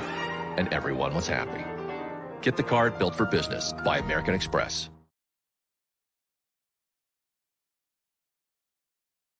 Follow the Brand TV broadcast host, Grant McGaw, as he visits with top executives and entrepreneurs to find out their secrets of success with their personal brand. Follow the Brand TV broadcast host as he focuses on brand development to build better relationships, bring value to your business, relationships, and career. You will enjoy listening to each episode that is tailored to speak to you directly. If you're looking for this type of clarity in terms of building your brand, you have tuned into the right station. Each episode will help you to shape a conversation in the 5-star BDM network of 20,000 professionals and become a springboard for your corporate engagement and business opportunities. Each guest will frame their story in the areas of personal branding, business development, career development, financial empowerment, and technology innovation. Grant McGaw explains why he is the CEO and owner of his own professional career. Grant is an accomplished business leader and entrepreneur who wants to give back to individuals to grow their personal brand strategy. Tune in as he weaves his story about new possibilities, while to you exceed expectations. If you love storytelling, this show will make for fun.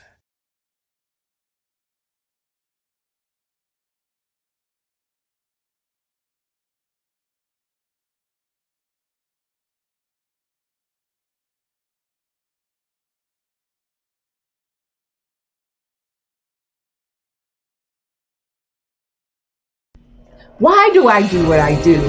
You know, my life coach asked me that a few years ago. And she said, Tony, what's your why? And I told her, and she said, girl, you've already accomplished that. Perhaps you need a new why. Hi, Tony Harris, Amy Hoydu with Say It Said Marketing, one of your students. And just wanted to say thank you, Tony Harris, for spending so much time with me and giving me that boost in my business that I so drastically needed.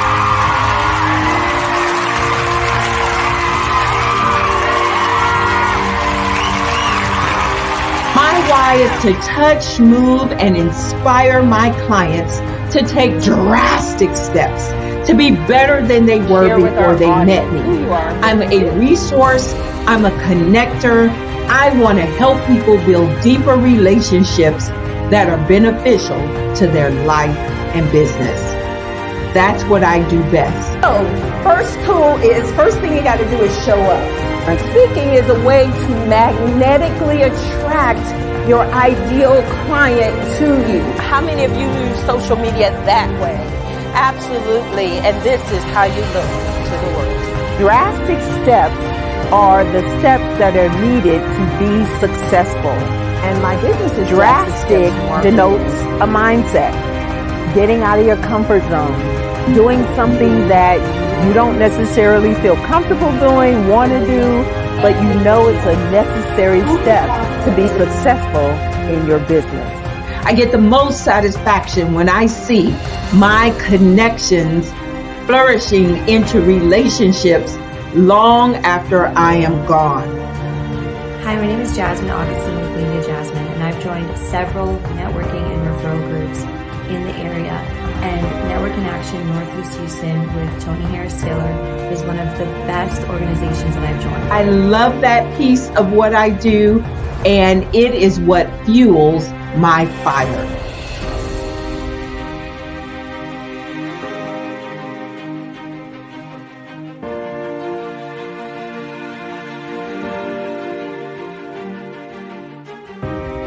My name is Tony Harris Taylor, saying take a drastic step today for a fantastic tomorrow.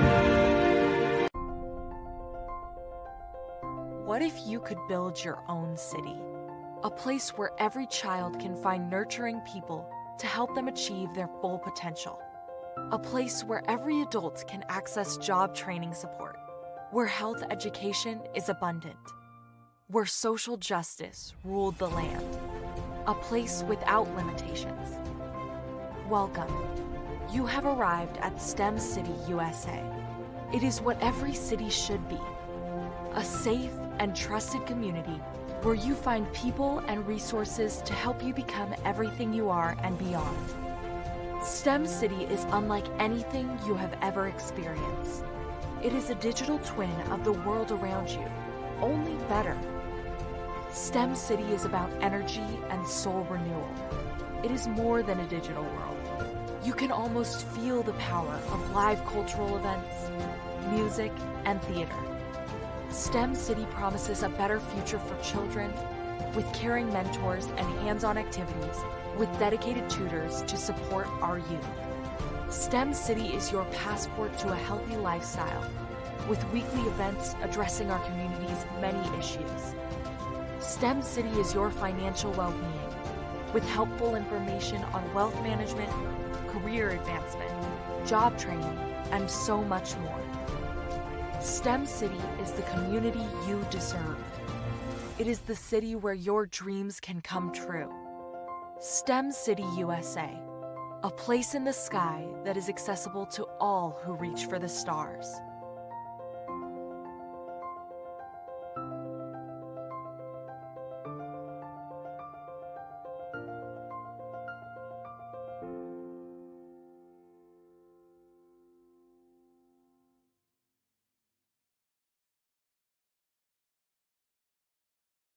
I'm Ramon Ray, founder of Smart Hustle Magazine and smallbiztechnology.com.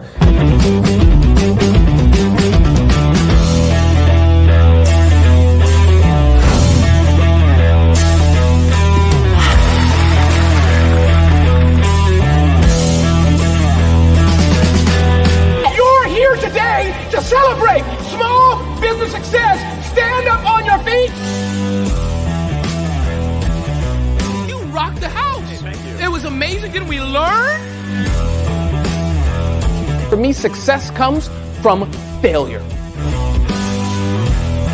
One thing not to do is shake somebody's hand like this.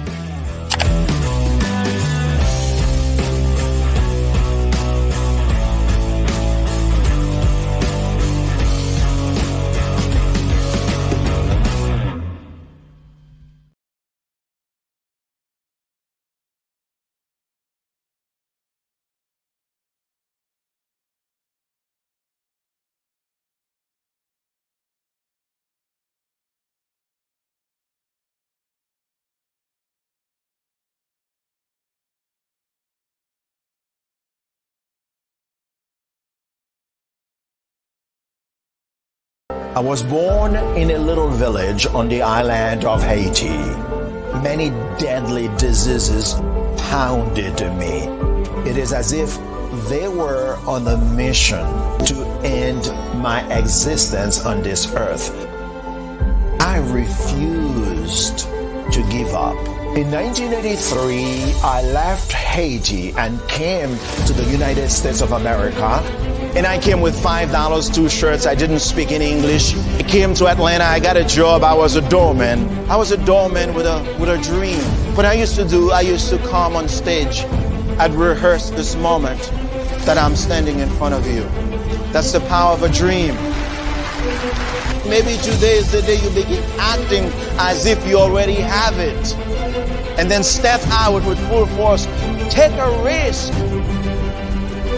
No condition is permanent. Don't let your situation distract you. You are chosen. You are called. You are born for a purpose in this life.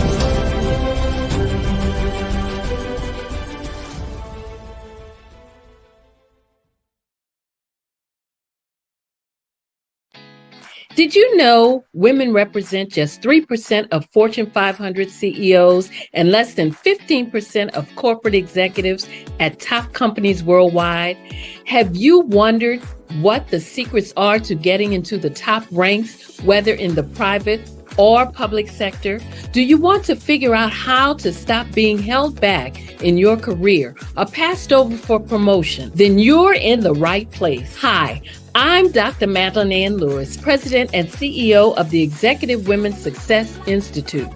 I have decades of experience in the military, the federal government, and corporate America, and my mission is to help women succeed and tap into their full potential.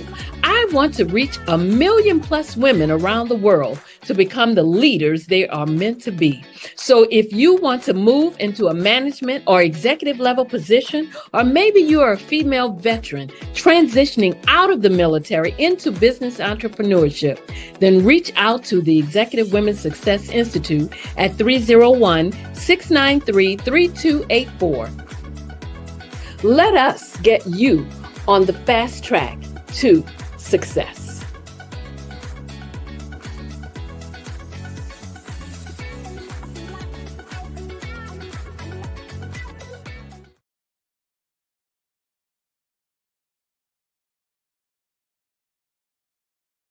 Hey guys, my name is Caden. I'm the CEO of Caden Teaches, and my genius is teaching kids about financial literacy. Throughout my financial products, such as my financial flashcards, my activity book, and my newest project, my financial bus, which I bought.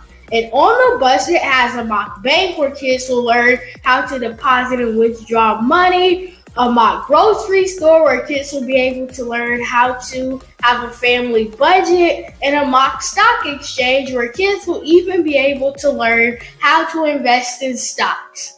Now, I decided to start teaching kids about financial literacy because I find that most kids graduate high school without even knowing the basics about financial literacy.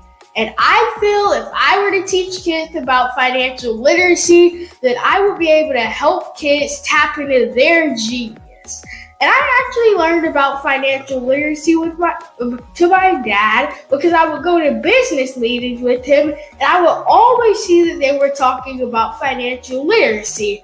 And at that point, I didn't understand what financial literacy was. So I took it upon myself to learn about financial literacy and teach it to kids in a way that they could understand.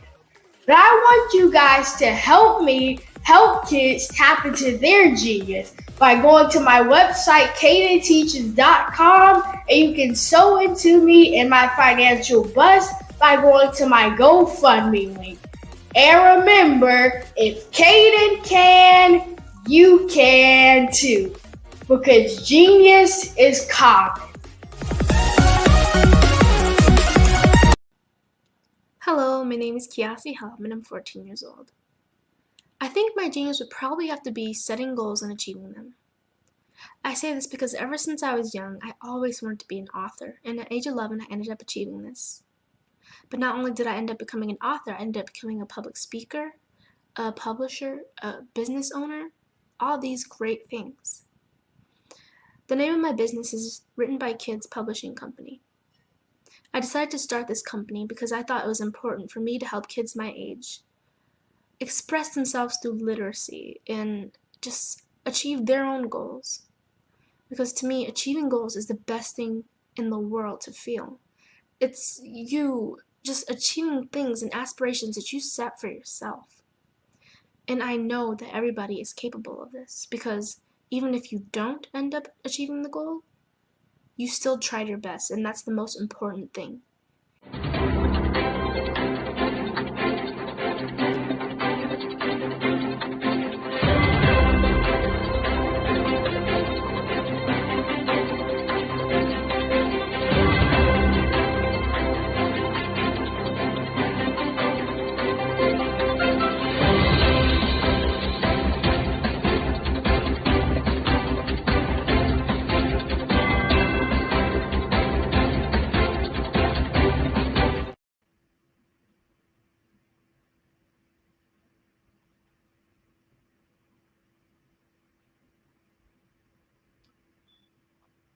Good afternoon, business owners, entrepreneurs, thought leaders, and corporations.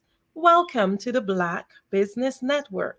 My name is Andrea Adams, and I am your business moderator for this afternoon on the Black Business Network. The Black Business Network is a 24-hour business network showcasing Black businesses, business owners, entrepreneurs, and thought leaders worldwide. We have speakers from North Carolina, London, Singapore, Africa, Japan, and cities all over the United States. The Black Business Network is a global community sharing its business knowledge to empower, inspire, and educate businesses about business. It is my pleasure to introduce to you this afternoon our second speaker, Enolia. Enolia is an award-winning international speaker and author, global influencer, social entrepreneur, multi-award-winning life business coach, and global ambassador for peace. She is the CEO of Enolia LLC, Director of Operations for Vision Afrique Development, co-founder of Easy Step Group Management Consulting, and CCO for Fave Unite TV. She is the founder and CEO of Expressions of Humanity Foundation, which provides emergency documentation aid, promotes global activism, and provides life skill training for underserved community. It is my pleasure to introduce to you Enolia.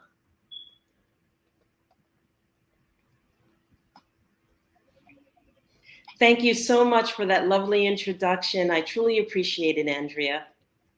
Well, thank you so much for gracing Genius is common. Genius is common. And on the other side. On the other side. I'm so happy to be here, and I'm here to discuss with you and introduce to you Vision Afrique Development.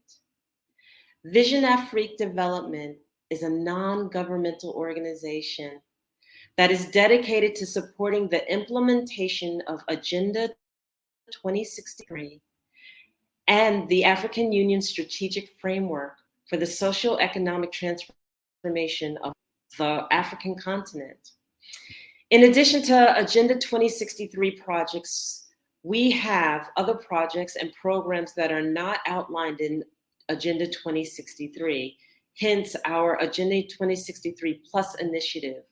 We work in partnership with governments, national and regional parliaments, regional organizations, civil society groups, and the private sector in order to promote African unity,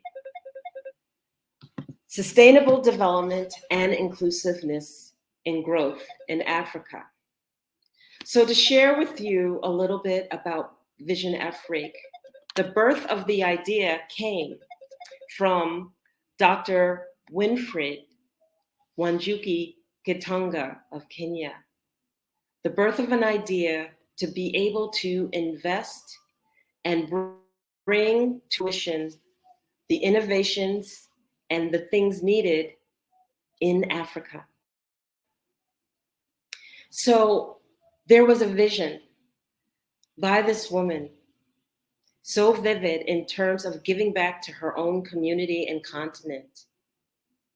And in the birth of Vision Afrique, we were able to position ourselves as an intermediary between the business person and the investor.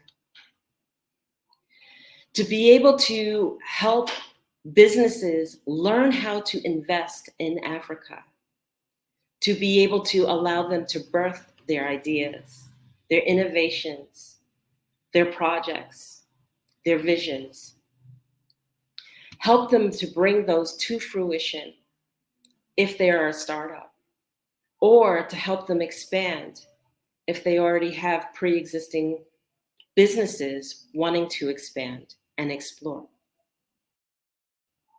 The innovation that businesses have today is something that should be shared and leveraged internationally.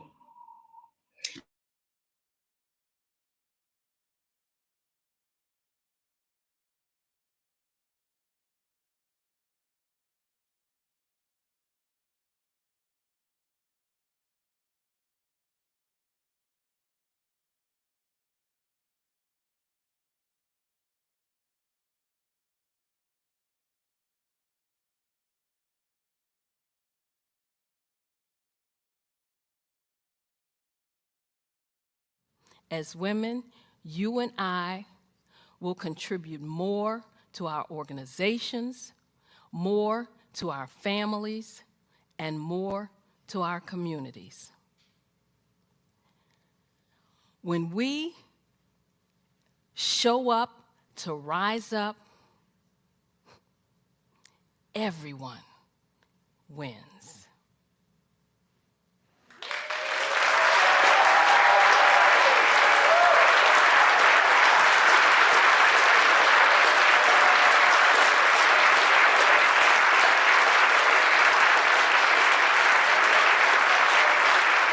You know how a lot of people say that being successful is a great thing? Well, it really is. Yet having a successful mindset is the thing that propels people to their ultimate success. Now, many of us get stagnated. So, have you been stagnated and stuck from realizing your dreams because of fears and uncertainties and your mind telling you what if, and you never move into action? Well, you don't have to be stuck anymore. You can break free from the mind's default framework of backing down and freezing on the track to success. when doubts and difficulties arise, I've got something for you. It's called Harnessing Your Thoughts, Take the Reins, Control Your Life and Win. And this new book is going to help you to cultivate critical thinking skills and harness those thoughts that you need to take back your control of everyday situations and win. So come and get your book July 4th, 2023. It's coming to you to help you enhance your mindset like never before. This powerful book is going to give you the strategies, tips, and tools that you need to really harness your thoughts, take the reins, control your life, because it's time for you to win.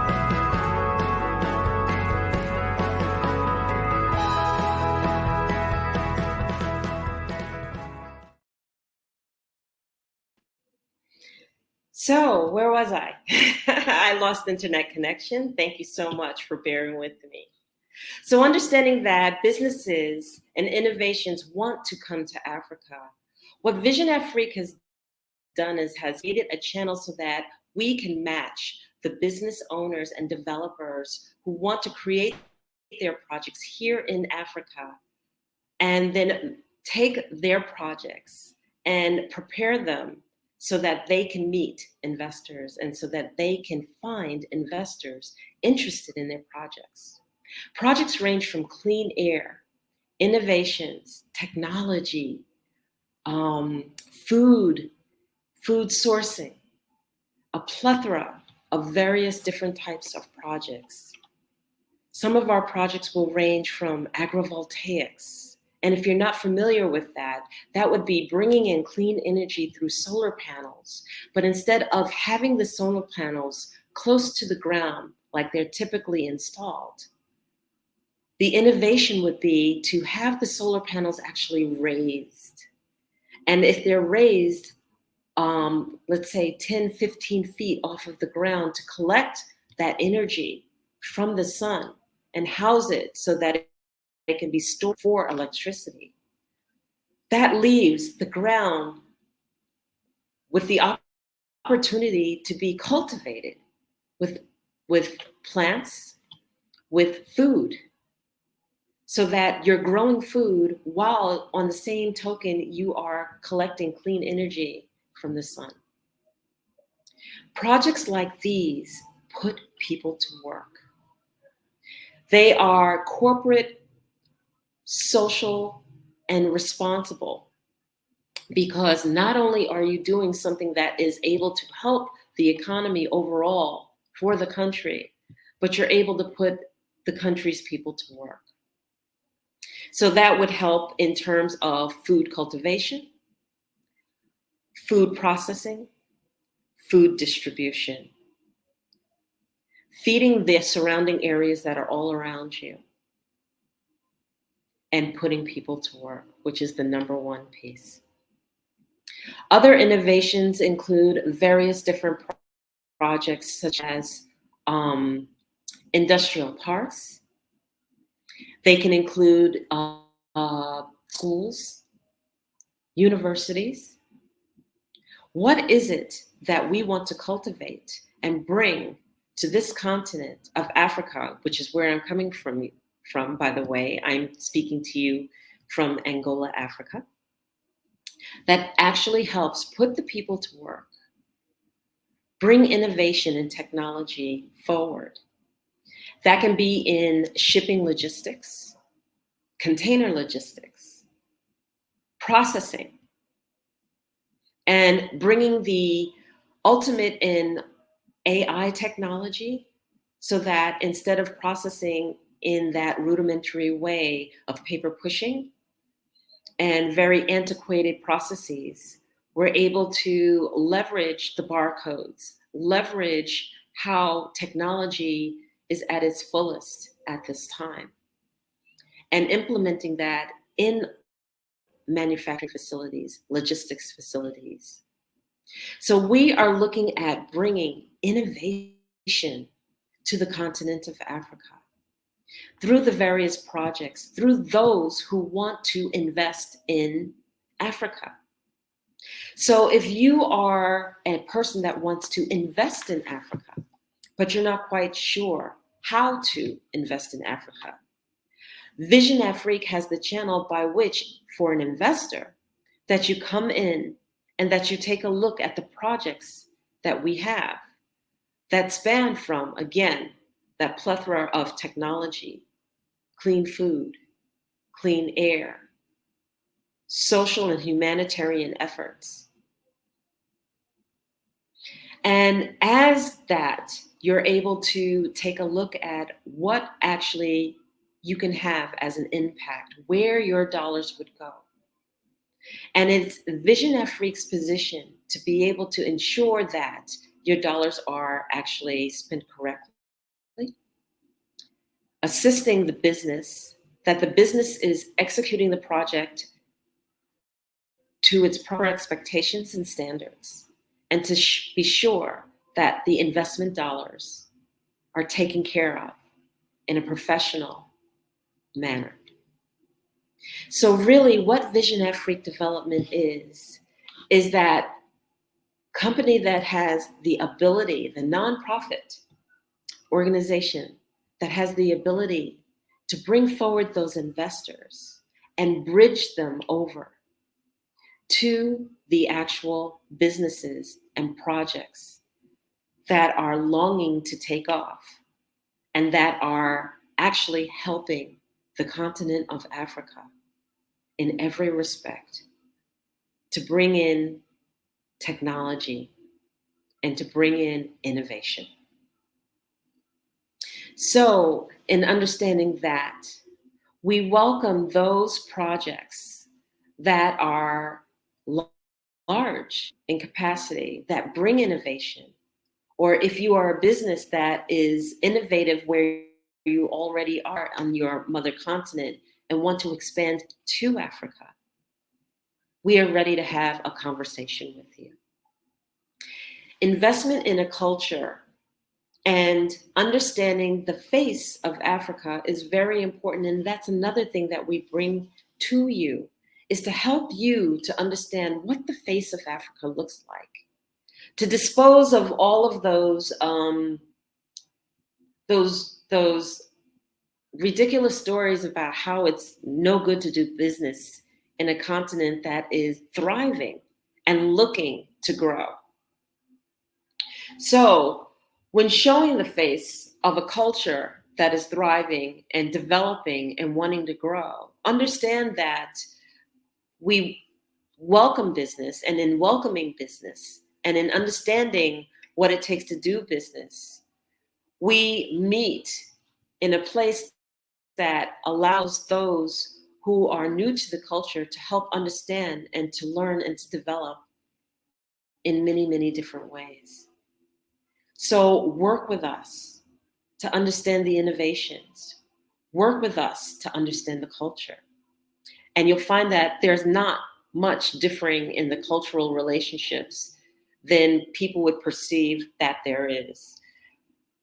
The ability to understand that two working parties want to meet and bridge to bring innovations and to bring technology to a continent that is thriving and that wants to develop, you will find that match, and there's more in common than there is not in common in meeting of great minds.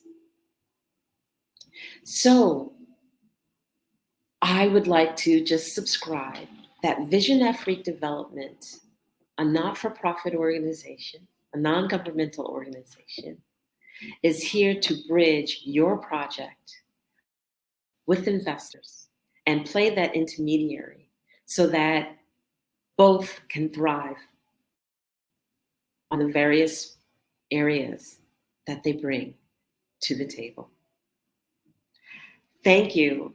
And if you want to learn more about Vision Afrique, you should look at the website about Vision Afrique Development at www.visionafriquedevelopment.org.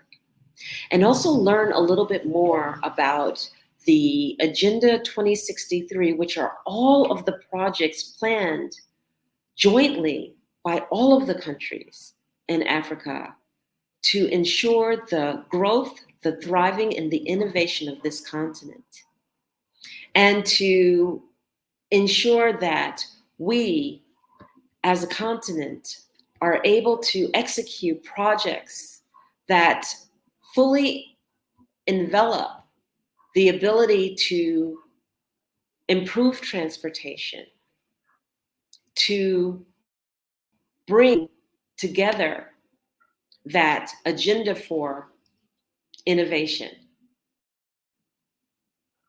and to ensure that as we support the implementation and work with the African Union and stakeholders to support it, that we're providing the appropriate technical assistance, mobilizing resources, and coordinating efforts to ensure the agenda's goals are achieved. Encouraging all involvement of Africans on the continent and in the diaspora to take interest in getting involved in the issues of African development, including investing in Africa the way it should be, and taking up residence or citizenship if need be, encouraging African governments to welcome returning Africans and providing them with land to conduct business and contribute to the development of the continent. Promoting regional integration is essential. And Vision Afrique Development will work towards promoting regional integration by advocating for removal of barriers of trade, improving transportation infrastructure like we mentioned before, and also promoting cross-border cooperation among regional economic communities. Promoting sustainability development and ensuring environmental protection in Africa also is a priority. The benefits of the natural resources that Africa already holds by advocating for a range of policy interventions to accelerate the value add in utilizing Africa's natural resources in agriculture and agricultural raw materials are there for research and development, are there for the cultivation here on the continent of Africa versus exporting out. All these things we are looking to do to enhance not just innovation and technology, but human development. Enhancing human development by working towards improving access to quality education, access to quality healthcare, access and improvement to quality social resources, and the processes which uphold them. This will include supporting initiatives of reducing poverty, and those are the initiatives that we want to embrace by promoting gender equality and advancing youth development. So in our ability to cultivate and to bridge those who want to invest in Africa and those who want to bring innovations there, we want to foster the partnerships. We want to foster the partnerships of other organizations and stakeholders within the African diaspora, as well as within Africa, to support the implementation of these projects, to undertake the pursuance of African development.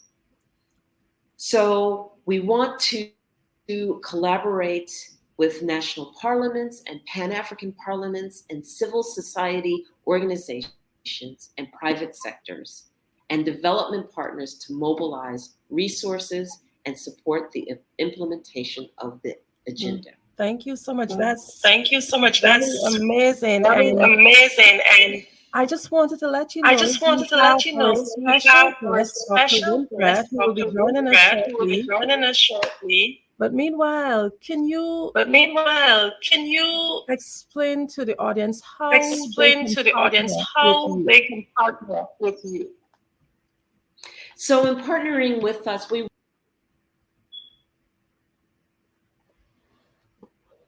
if you want to bring forward on the African continent, and in understanding and working with with you in understanding that and seeing that it's an innovation that we want to support, what we do is we partner with you to make sure that that agenda gets met, that that project comes to fruition. So once we understand and we partner with you, then we assist by helping you find an investor that brings that project to fruition. So that's how we would partner with you on one side. And then there's the other side, partnering with the investor. If you want to invest in a project and you have nowhere to look and you're not quite sure how to invest, again, we bridge that gap by matching the investor with the type of project that they want to bring forward, that they want to support, by allowing you to see the plethora of projects that we have. Great. You spoke with parliaments. Could you give us an idea of which government also be available right now or engaged in the project?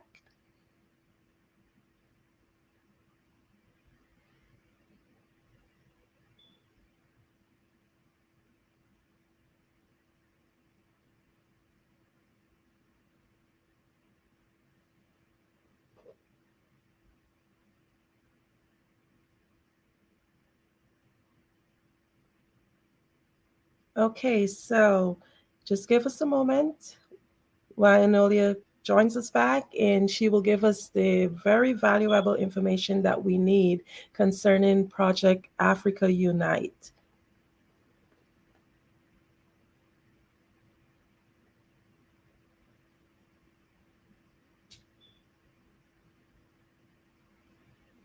I would like to take this time just to thank our sponsors while we wait to get us back to the screen. The Black Business Expo's mission is to raise funds for high school seniors going to college or K-12 entrepreneurs.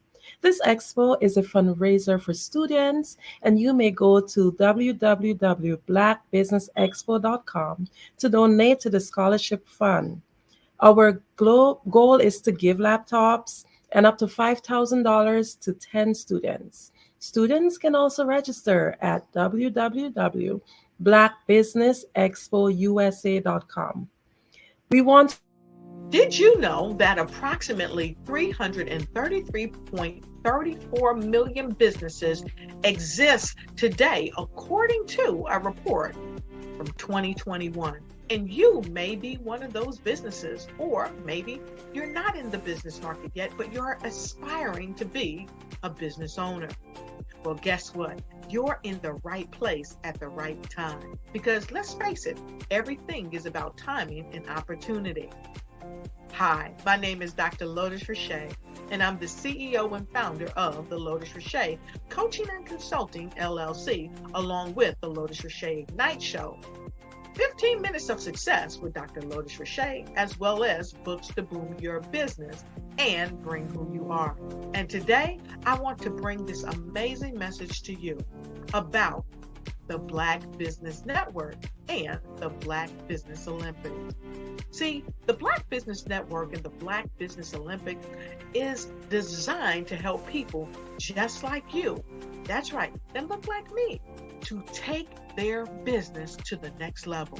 Not just in your front yard or your backyard, but globally. The Black Business Network and Black Business Olympics is designed not to just help you survive, but to help you thrive. So join us today as we come together with businesses all around the world to support our students, our children, our young teens, our young entrepreneurs. What we do is we come together to help raise funds for students who are aspiring to be business entrepreneurs, who are aspiring and who are thriving in college. We endow them with a wonderful opportunity to gain scholarship of either a laptop or several thousands of dollars. And we invite you to help be a contributor to this amazing opportunity to help someone that looks just like you. So join us today at our website and let us connect with you and help you ignite and take flight in every area of your life on the Black Business Network and the Black Business.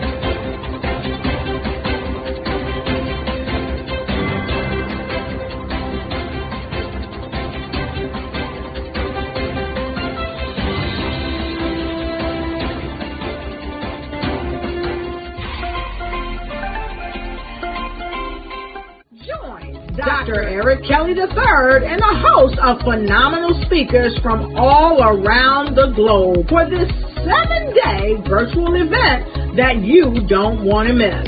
The mission of the Black Business Expo is to raise scholarship money from kids all the way from high school, all the way from college. The Black Business Olympics is one of the largest Black business showcases in the world. It is an opportunity for businesses and companies to showcase their businesses globally. We are going to be giving away laptops up to $5,000 away to students. Again, I'm Olivia Appleberry, the founder of 2 Cents Finance and one of the speakers for the expo. I am so excited to see you there. For more info, go to www.blackbusinessexpousa.com or call 919-308-9090 and hope to see you there. I am Black business. From the moment I wake until the time I sleep. Yes, I am Black business. I am Black business. Tell me, are you Black business? I am Black business. Do you support Black businesses? Listen, I support Black business because I am Black business. Black Business Expo, one of the largest business showcases in the history of Black business in the world. The world! Sign up today at www.blackbusinessexpousa.com or call 919-308-9090. I am Black business. I am Black business. From the moment I wake until the time I sleep, I am Black business. I am Black business. Are you Black business?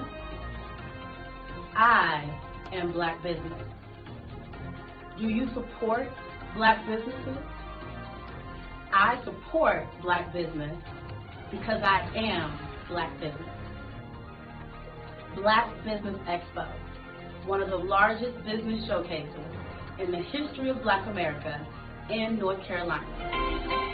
Join Dr. Eric Kelly III and a host of phenomenal speakers from all around the globe for this 7-day virtual event that you don't want to miss. The mission of the Black Business Expo is to raise scholarship money from kids all the way from high school, all the way from college. The Black Business Olympics is one of the largest Black business showcases in the world. It is an opportunity for businesses and companies to showcase their businesses globally. We are going to be giving away laptops up to $5,000 away to students. Again, I'm Olivia Appleberry, the founder of 2 Cents Finance and one of the speakers for the expo. I am so excited to see you there. For more info, go to www.blackbusinessexpousa.com or call 919-308-9090 and hope to see you there. I am black business. From the moment I wake until the time I sleep. Yes, I am black business. I am black business. Tell me, are you black business? I am black business. Do you support black businesses?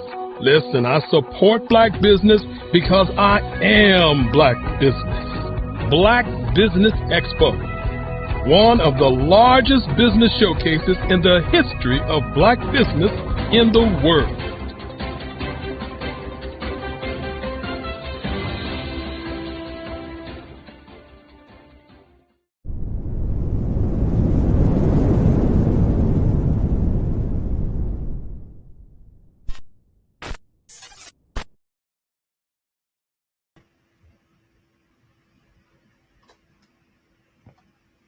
Good afternoon, business owners, entrepreneurs, thought leaders, and corporations. Welcome to the Black Business Network. My name is Andrea Adams, and I am your business moderator for this afternoon on the Black Business Network. The Black Business Network is a 24-hour business network showcasing Black businesses, business owners, entrepreneurs, and thought leaders worldwide. We have speakers from North Carolina, London, Singapore, Africa, Japan, and cities all over the United States. The Black Business Network is a global community sharing its business knowledge to empower, inspire, and educate businesses about business. It is indeed my pleasure to introduce to you two beautiful ladies this evening, Enolia and Dr. Winfred. Dr. Winfred is known for her Highness, Dr. Winfred Getonia is the Vice President of Vision Afrique Development. She is a focused businesswoman and entrepreneur of Kenyan nationality. She is an ambassador at large with an international human rights commissions and organizations advocating for women's and children's rights.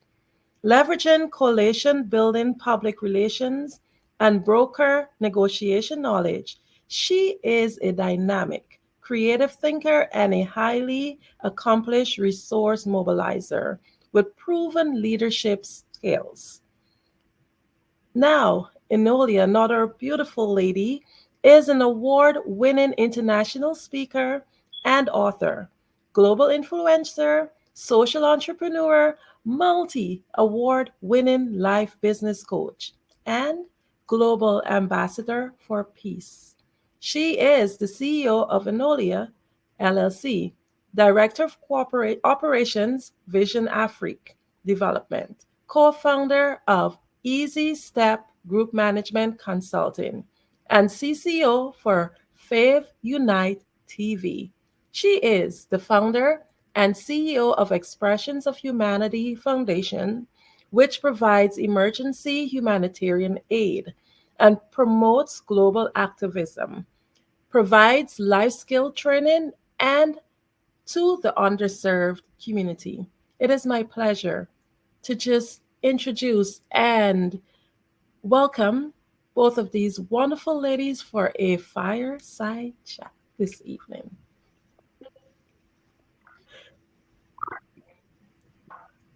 Thank you so much, Andrea. I really appreciate that beautiful, beautiful introduction. You're quite welcome.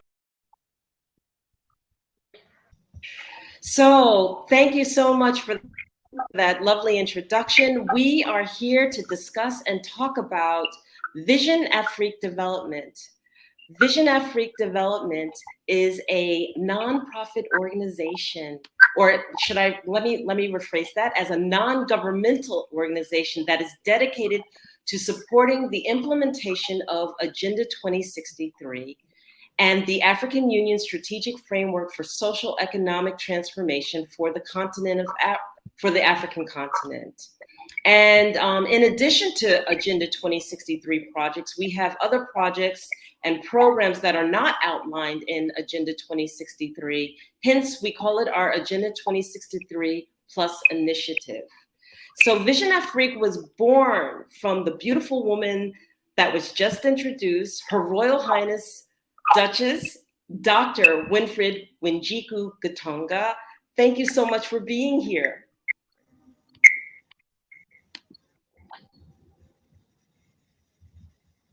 Can you hear me, Dr. Gatonga? Yes, thank you, Dr. Nori. Thank you, Dr. Nori. And I Andrea for inviting us and inviting us so to this project. My name is Dr. Winfred Wajiko Gitonga of Kenyan nationality. I am I'm an entrepreneur. I'm an ambassador at FRAD with the International Human Rights Commission affiliated to the United Nations. I am a diplomat under UNESCO, vested with the mandate of enterprise development, culture, education, and socio-economic development for Africa. I'm also the Vice President of Vision Africa Development. I'm one of the founder members. Initially, we had other organizations, which some of which we have read over 30 years, and we collapsed them into Vision Africa with our partners. One, our president from Zambia, Dr. Sebastian Kopurandi, Haredi, Enoria Forti, and another lady, Christina Konya. So we collapsed most of the organizations that we had the same vision, and we decided to amalgamate everything else that we are doing into Vision Africa in order for us to have space in the global arena in the development, socio-economic and infrastructure development of Africa. We found that there was a gap within the African Union and other stakeholders where, apart from policy making and developing projects, there are very few implementing agents who can propel and be able to exhibit the knowledge, especially on the ground. And Vision Africa has come very strong, especially in driving the agenda for strategic partners. We are working with the governments. We are signing MOU with the governments across Africa.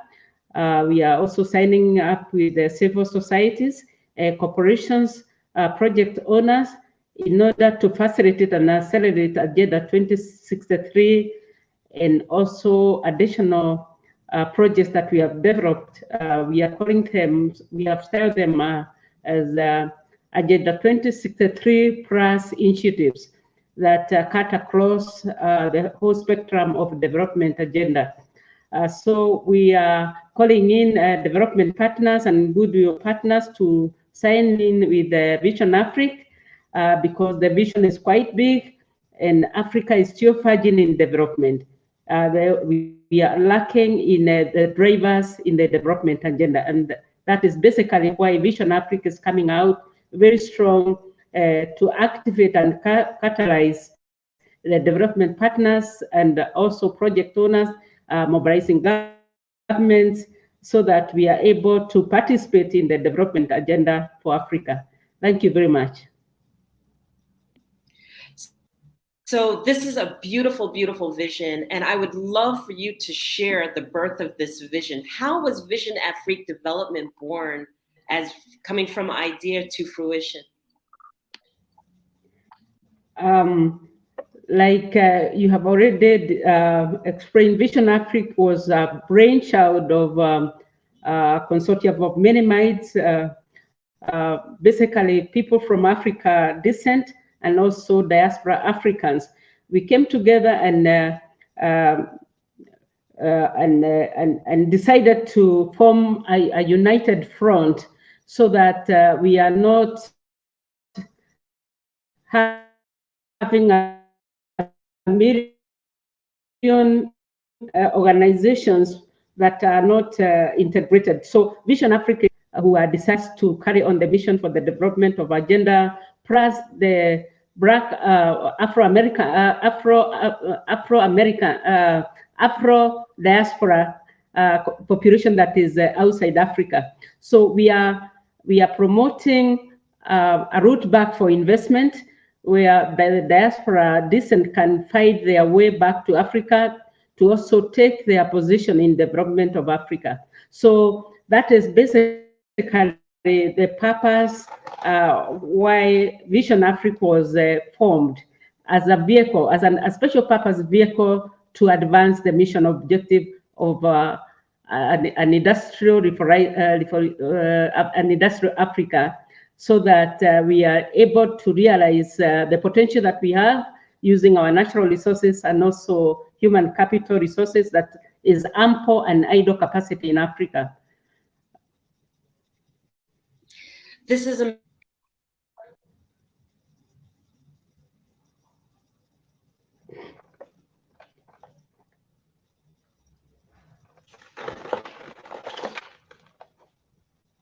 what types of projects that we are embracing and how we're able to partner with governments in order to implement these projects.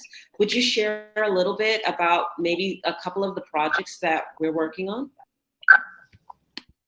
To be able to provide a solution for the challenges that are facing Africa, we have gone on table on one-on-one dialogue with the government. And the first question that we ask the government is, what are your challenges? And that is the way we drive the agenda of giving them a solution and helping them package their proposals in a way that they are bankable even to investment partners. I will talk about one of the county governments, especially in Kenya, where we went through their national development agenda, the county development agenda, the entire agenda. And they were very excited to have wrote the agenda to Vision Africa, and to highlight just a few of their projects. We are talking about green economy, that is energy, water, hospitals. We are talking about schools. We are talking about infrastructure development. And we are also talking about industrial parks. We are talking about smart systems and smart cities. Actually, the first city that might be of interest to our investors is a smart city coming up in Laikipia County government. They have given us the whole spectrum of the city. We'll be doing an entire brand new municipality using the smart city initiatives. We are already signing in with the development partners who are ready to take to engage with the government in the development agenda. Then, apart from the county government, we have also approached business persons. We have been able to get lots of land which has been idle for years. So we are doing also smart towns. We are doing industrial parks. We are doing training institutes and level 6 hospitals for Rivalo. We are talking about, we've gotten very good project within the brew economy. We are doing, we have one big client that we are promoting deep sea fishing. We are signing in with the government of Somalia to do a seaport, one of the biggest seaports in Africa. Is going to be in, it's one of our projects. We have about 3 international airports.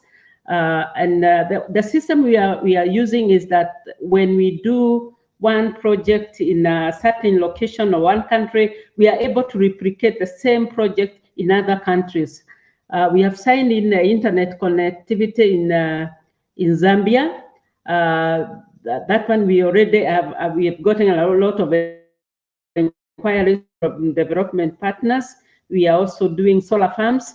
We also have projects like geothermal and wind power that are going to cut across Africa. So we are well positioned to undertake promotion of any project and bringing on table development partners vis-a-vis the project owners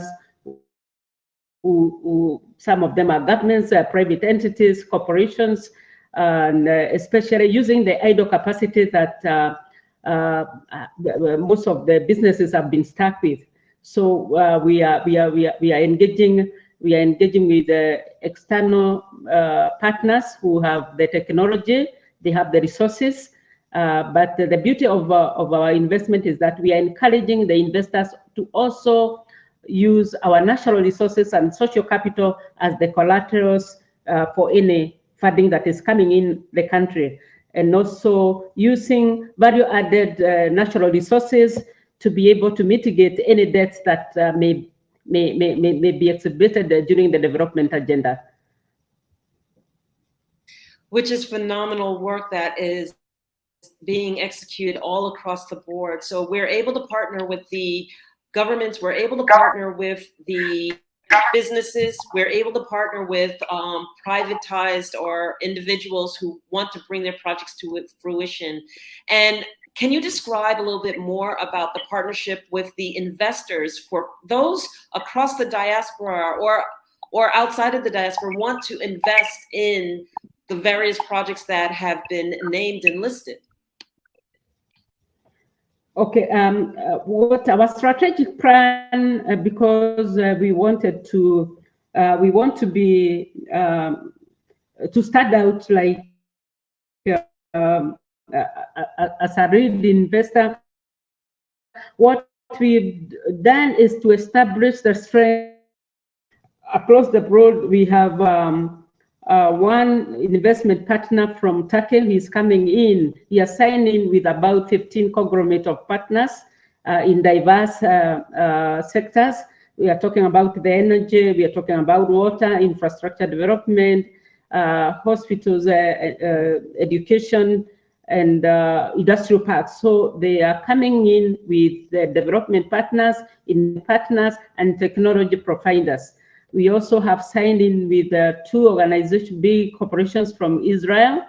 They are also coming to, we know Israel is well renowned for agriculture, state-of-art agricultural processes.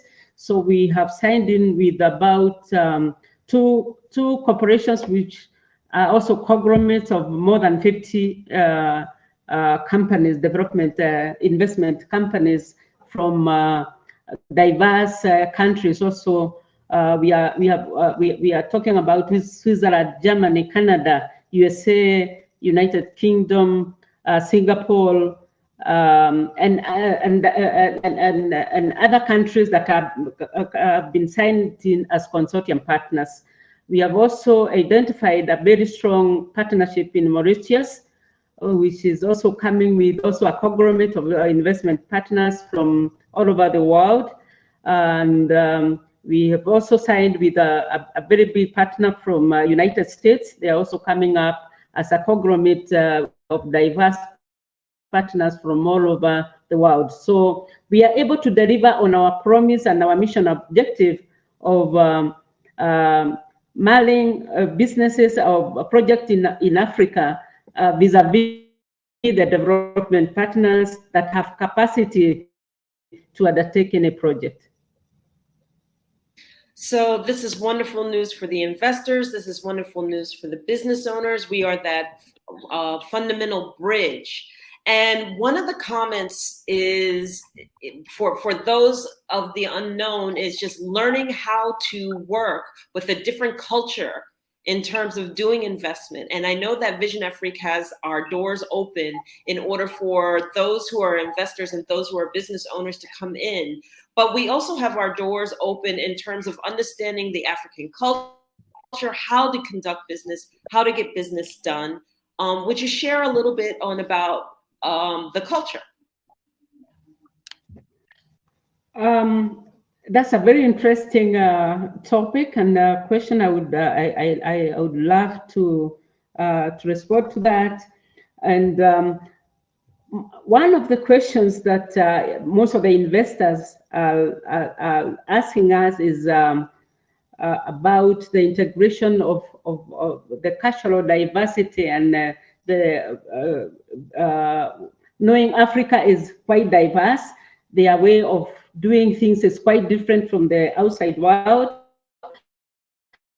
And Vision Africa, because of the consortium of the technology experts that we have from different sectors, we have been able to sign a warranty that we are going to provide the bridge between the investor vis-a-vis the African outfit, so that we are able to understand and make share information, and where there's a gap, we are ready to mitigate that using the strategies that we have, and we have laid for the implementation agenda.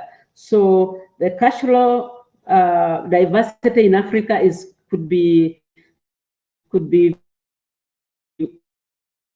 quite a parcel to people from the using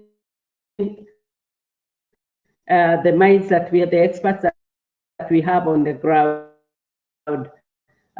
because we have enough technology experts and people endowed with various cultures on the ground. So we are able to mitigate any hiccup or misunderstanding that may be presented by cultural diversities. Thank you so much for that question. And I really felt it was important to ask that, because Vision Afrique is made up of members from all over the world also. So I myself, being the director of operations, I'm a native New Yorker, and here I am as part of Vision Afrique. And I know that we also embrace Europe and in the UK, as well as Kenya, Zambia, and are growing strong. So the fact that we are able to embrace people from all around the world in order to function and welcome the diaspora and above and beyond is key. So to find out more about Vision Afrique, please look at our website at www.visionafriquedevelopment.org, or reach out to us through the website. We'll be happy to answer for you. I can be reached at enolia@visionafrique.org via email, or Enolia info@enolia.live. But we welcome your questions. We welcome investors, we welcome business owners, we welcome the business projects, and we welcome the government contact. And so thank you for this opportunity to present this for you. Thank you, Dr. Katonga, so much for your insight and your knowledge and your wisdom regarding Vision Afrique development. We appreciate it. So at this point, is there anything else you would like to add to this conversation, to those who are seeking? Yeah, for the internet, this is one of the challenges Africa is facing. We are also coming very strong to provide a better connectivity network as part of the Agenda 2063, and I think we have positioned ourselves to undertake this project. So as a parting shot, last but not least, I may want to make an invitation to the audience and our listeners to log into our website and get to know more about the project layout, our strategies, our partners, and how best you can also anchor yourself to take a positive position to participate in the development agenda for Africa, because there's space for individuals, there's space for corporations, there's space for governments, interactions, and we are inviting everybody to take a proactive role to participate in the development agenda for Africa. Thank you very much. Thank you. So this is going to sum up our talk on Vision Afrique development. I want to thank you, Dr. Katanga, Her Royal Highness Dr. Katanga. And I just want to express for those of you who are not familiar with the African diaspora that there is royalty still in Africa thriving. And so thank you, Her Royal Highness, Duchess Winfred, and thank you for allowing us to have this conversation.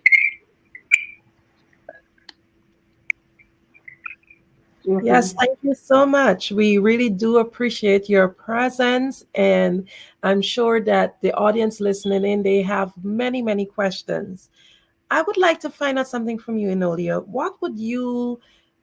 What words would you tell to a listening audience? What encouragement would you give them to really and truly be part of this? Because many times people may have an interest, but they may not actually take that step.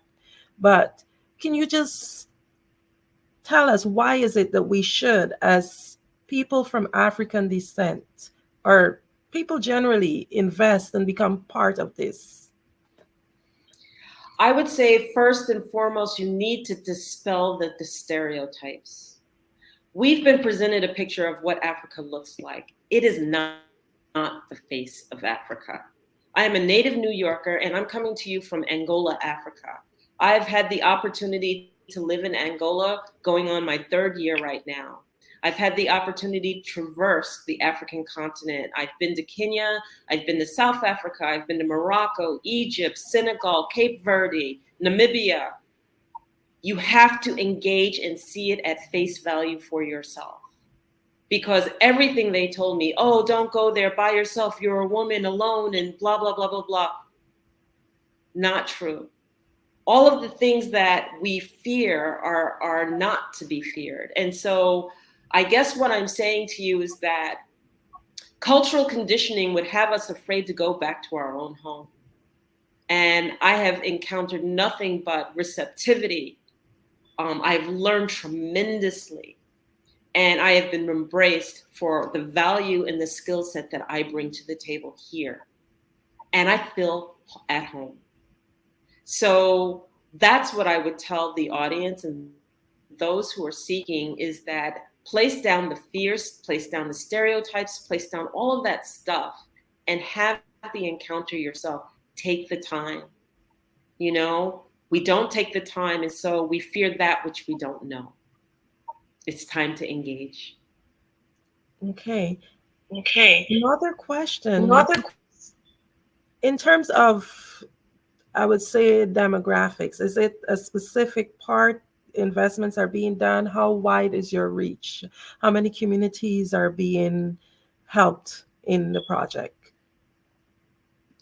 Our projects span across Africa. We have projects in Egypt, we have projects in Somalia, we have projects in South Africa, we have projects in Angola, we have projects in Namibia, we have projects across the board, Zambia. So it's, where do you see your project fitting and what partnership we're embracing? If it's the government, and then we will work with the government's agendas for their own countries, or we will work with private investors who want to go to a specific part of the continent. But our reach is across the continent of Africa. Okay, so if someone do have an idea, what would you recommend they do? What steps would they take to reach out to you and get started?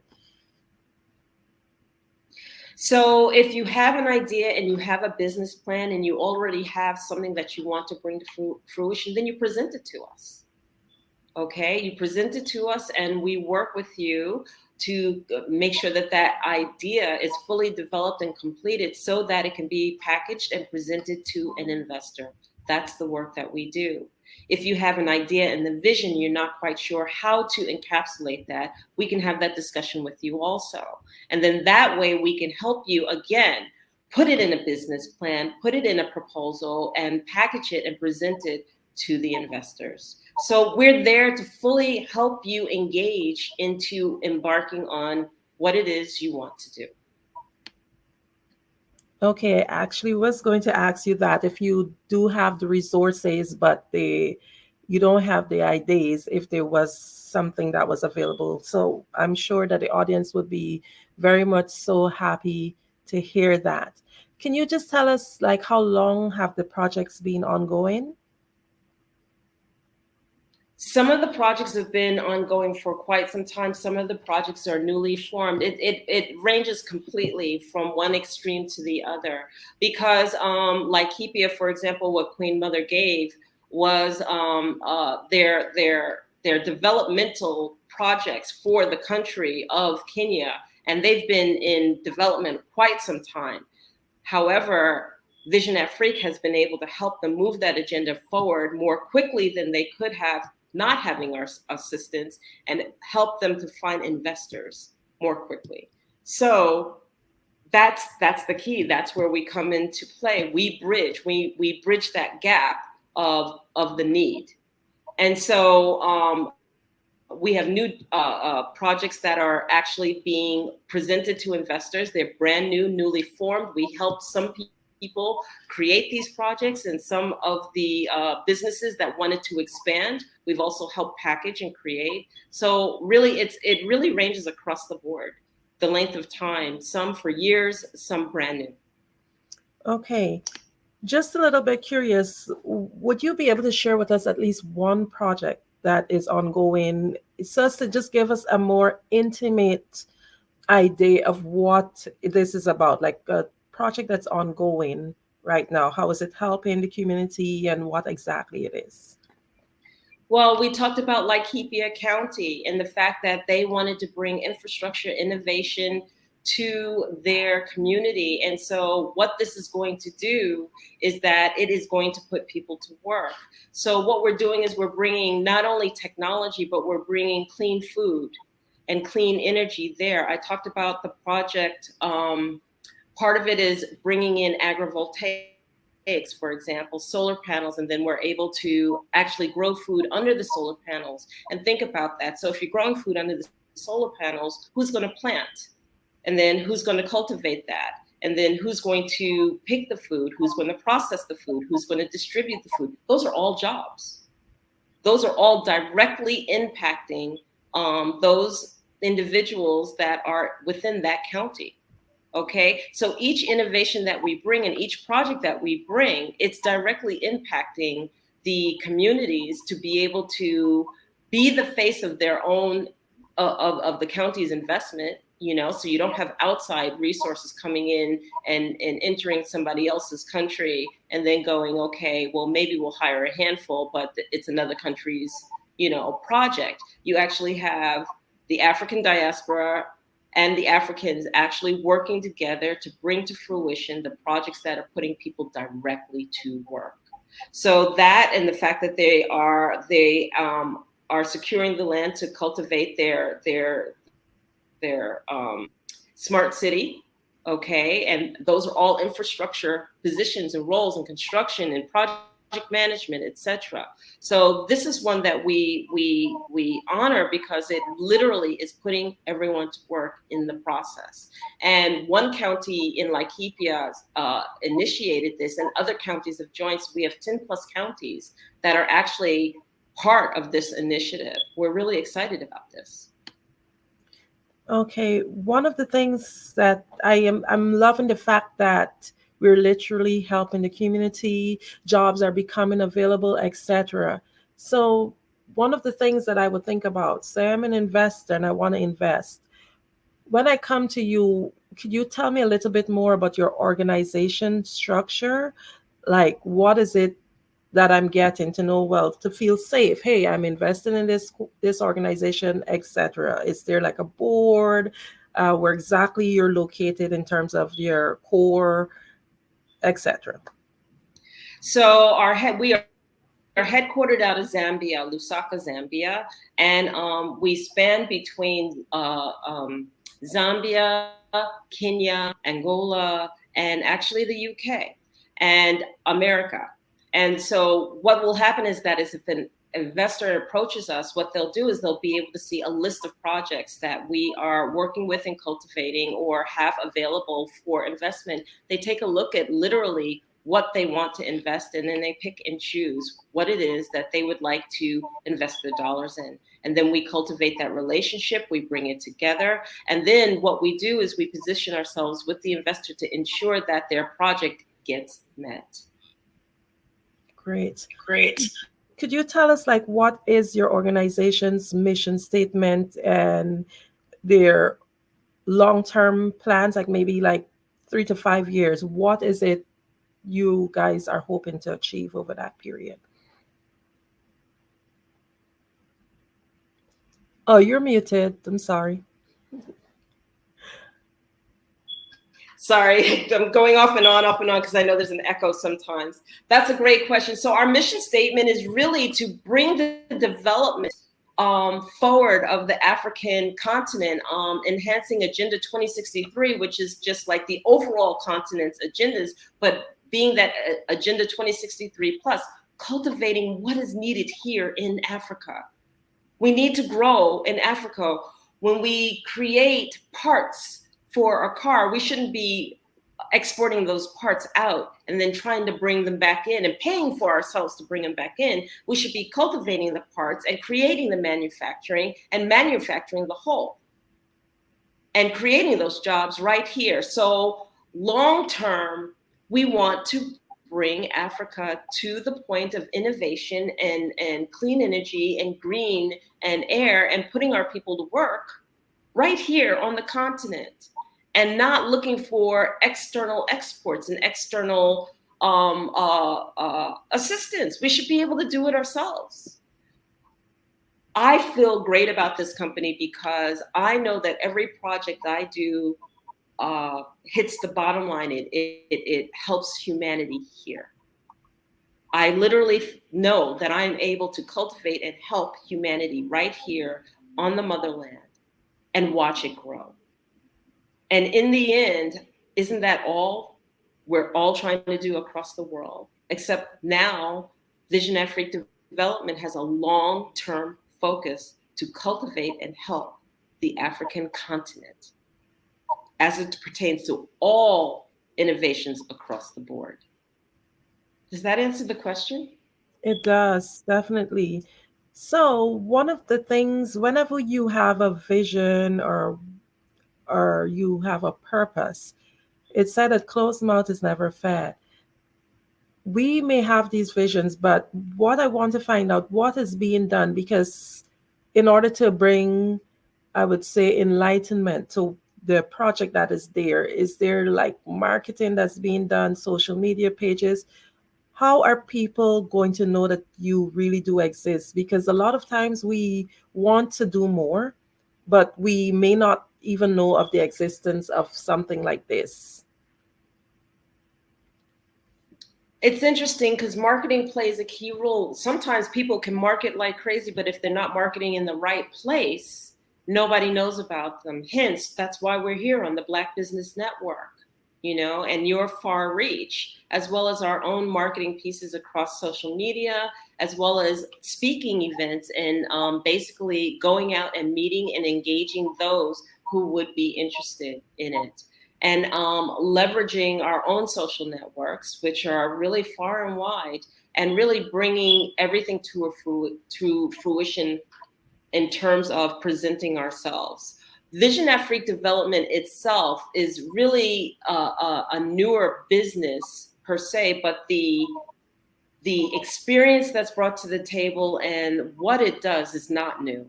It's old. Again, and it's fulfilling the gaps that the African Union itself wasn't able to do. So our reach in terms of what we do and how we're doing it, we're bringing forward now, and we're bringing forward with a huge push to say we're ready. We're ready to engage that business. We're ready to engage the government and the projects and the project owners, and we're ready to engage the investors. Okay. What collaborations are being done right now, if any, with other groups with similar visions, etc.? Do you guys reach out to them and try to work together? It's actually going both ways, and we are partnered with quite a few government entities. We are partnered with a handful of private entities. We have Trade Global. We have Expressions of Humanity. We have quite a few. We have Lavuva Solutions. There are a handful of private investors that have brought their projects forward to us, and they're private investors, so I don't want to go on a list of those. But we have the partnerships. The partnerships are coming, and actually people are coming and they're responding. They're responding. They're really, really responding. We're excited. This is exciting for us. We're excited. It's new, and it's growing tremendously, and it's growing fast. It's growing very, very fast. Yes. So just coming up upon the hour, and I just have like one or two more questions.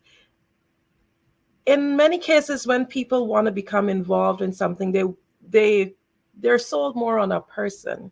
Can you just tell us a little bit more about you and how you what actually ignited you to become part of this, and a little bit about your journey to this point?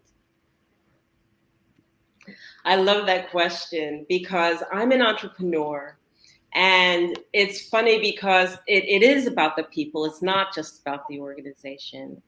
And I had the great pleasure of meeting Dr.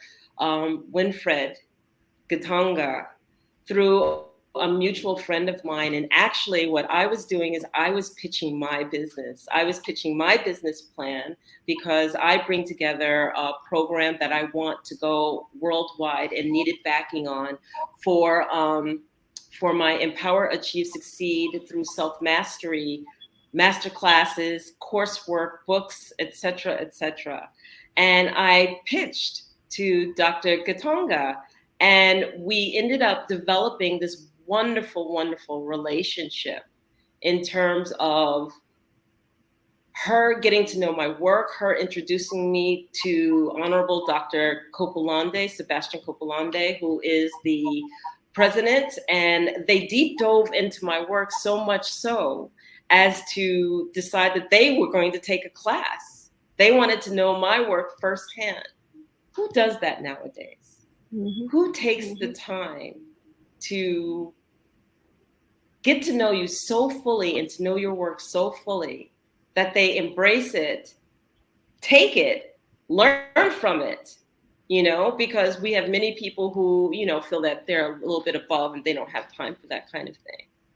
That impressed me so much. I wanted to contribute. And then when I realized that my contribution being my coursework would be directly impacting the African continent, I wanted to know further how I could impact the African continent. And then I saw it, the light bulb went on. I realized what they were doing.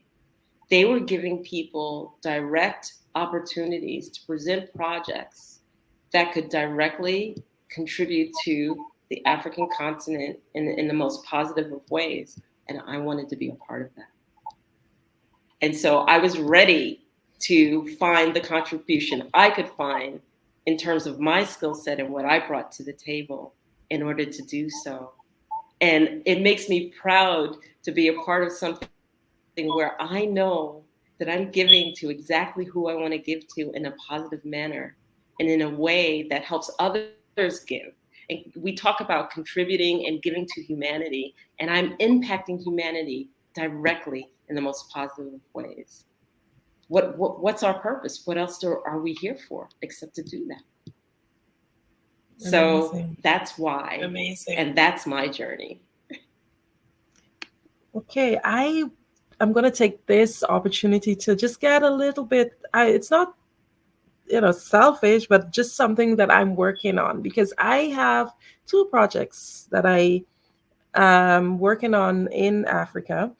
And because of that and what you've been sharing with us over the last hour or so, it actually ignited something in me. So just for clear understanding, say, for example, I'm trying to help a group in Africa, and they do need help, but they just don't have the resources. Is there a way that someone who might know a smaller community who's not aware of the help that is available, is there a way that they can connect with you? Just let me give you a little example. For example, I'm trying to raise some personal items for a home of young ladies who were taken away into childhood marriages. They literally kind of run away, and there's a shelter for them, but they do need help. And I've been trying to reach out, but I don't know that much people, and I just get personal friends to get stuff together.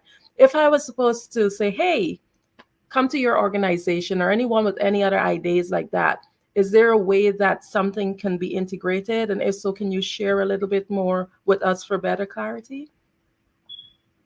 So I would say to you, how can you do this in the most positive of ways that is a win-win for not only just giving them personal items, but helping them develop so that they can work, so that they can stand on their own 2 feet, so that they can get their own personal items.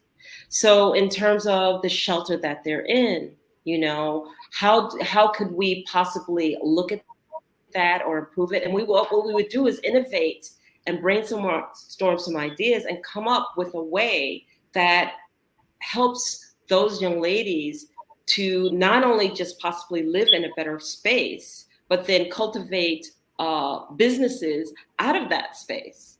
Okay, so let's say we know that all of the ladies cook. Could we cultivate a space, rent space out, have any place that comes in and basically cultivate a restaurant? I mean, we look at the skill sets, we look at everything, and then we look at what we can cultivate. We look at the surrounding areas and the neighboring areas and see, this is where Dr. Gatunga is brilliant at it, because she's a humanitarian and because she's done it before. And so she knows how to repeat and bring forward those, and I call it social programs. She knows how to cultivate those social programs and to find backing for those social programs because she has a history of it. And that's what's so beautiful, because I actually put together a project because I visited a location here in Angola called Kalokimbe, and I went there and the girls talked to me about how they would trudge an hour to school. They would finally get their degree, and then when it came to time to go work, there was no place to work. There's nowhere to go with that degree. And they ended up cycled right back and just having children. Help. And I was able to bring together a proposal that cultivated not just a community center, but a little medical center with that community center, and various different programs that could be housed out of this one area in their location. So now they have a place where they can go work. They have a place where they can leverage that degree. They have a place where they can leverage skills. They have a place where they can train and get skills. So the answer is yes. So what is it that you're willing to do, and how much time are you willing to put into it and cultivate that idea so that it can be? Definitely. I will be personally reaching out to you because I do have some projects, and our listeners, if you do have ideas and projects, there are so many different ways we can definitely help the people in Africa. In closing, Enolia, can you just remind us again, how can we get in contact with you? So through our website at www.visionafreakdevelopment.org, and there's connection there, and via email for me, it would be enolia@visionafreakdevelopment.org. That would be it. Thank you so much, Enolia. You have just shared a wealth. I am definitely moved. Our listeners have learned so much, and we are moved by this too. Thank you. Thank you so much for this opportunity. Genius is common, and I'll see you on the other side.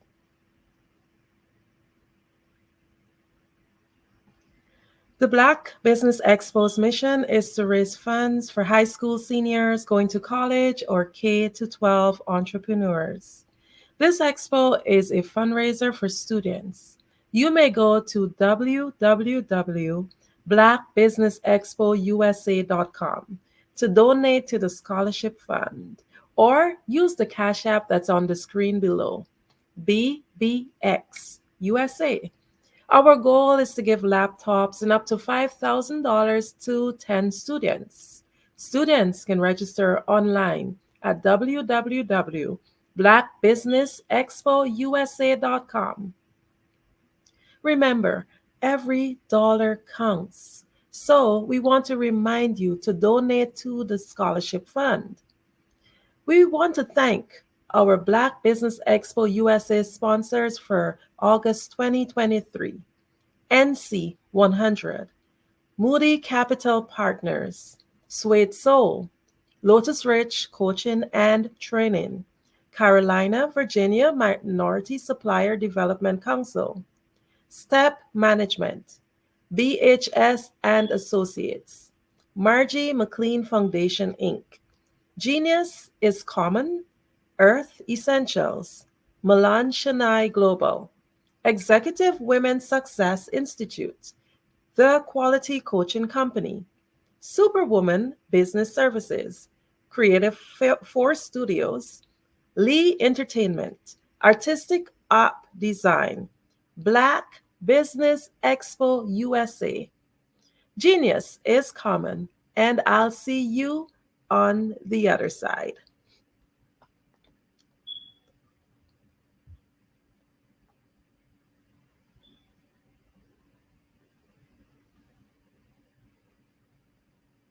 I'd like you to imagine with me, if you will, opening an app where you can collaborate with like-minded individuals from around the world, get inspiration and in-app tools to launch and grow your business, as well as share your knowledge and earn compensation, all in one app. Well, the name of that app is Truso, short for Truly Social. Hi, I'm Matthew Newman, the founder and CEO of Truso. A new concept in social media, Truso is designed from the ground up to be a platform that's both social and empowering for all its users. How exactly do we do that? I'm glad you asked. First, Truso brings the world together via video. Psychologists assert that video provides a significantly more effective connection than audio only. When you enter a community on Truso, you're face-to-face. Second, on Truso, you don't have to have 1 million followers to monetize.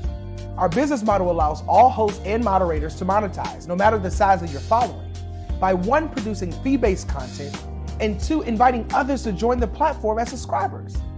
Even more, Truso has an in-app resource library with over 100 free resources, forms, and documents to help you build your brand and grow your business. Third, Truso is inclusive. The deaf and hard of hearing communities make up 360 million people worldwide.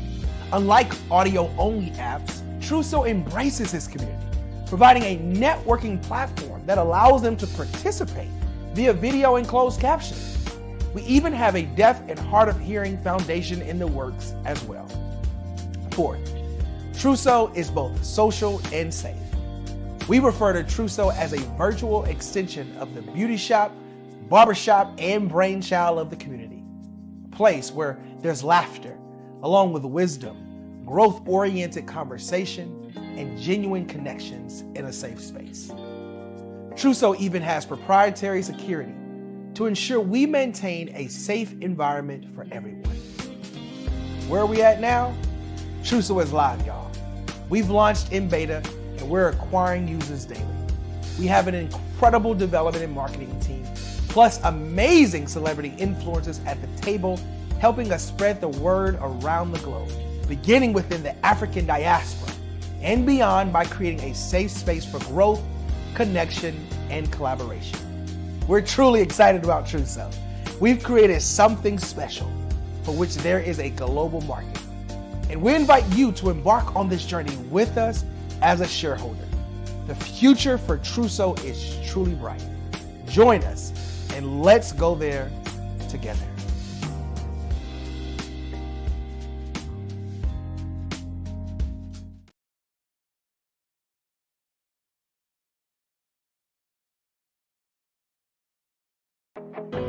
I am Black business. From the moment I wake until the time I sleep, I am Black business. I am Black business. Are you Black business? I am Black business. Do you support Black businesses? I support Black business because I am Black business. Black Business Expo.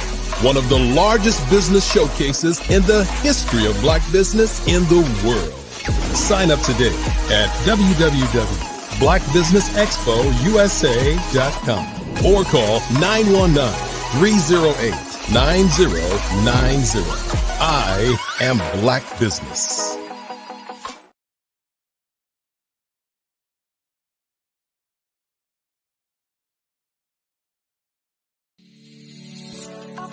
Did you know that our black dollar only lasts for 6 hours in our community?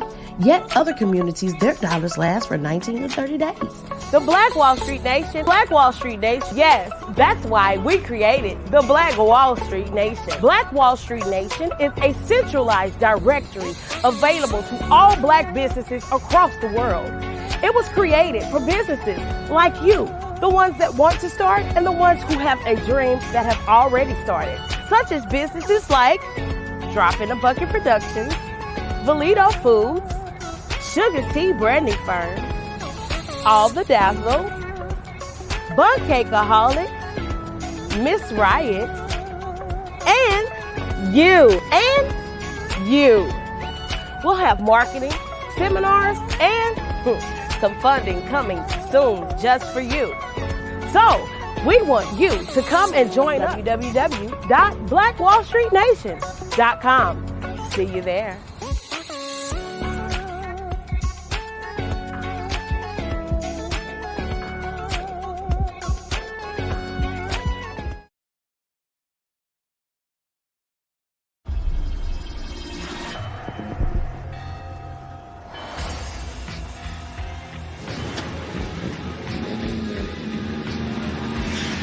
La connexion. La connexion.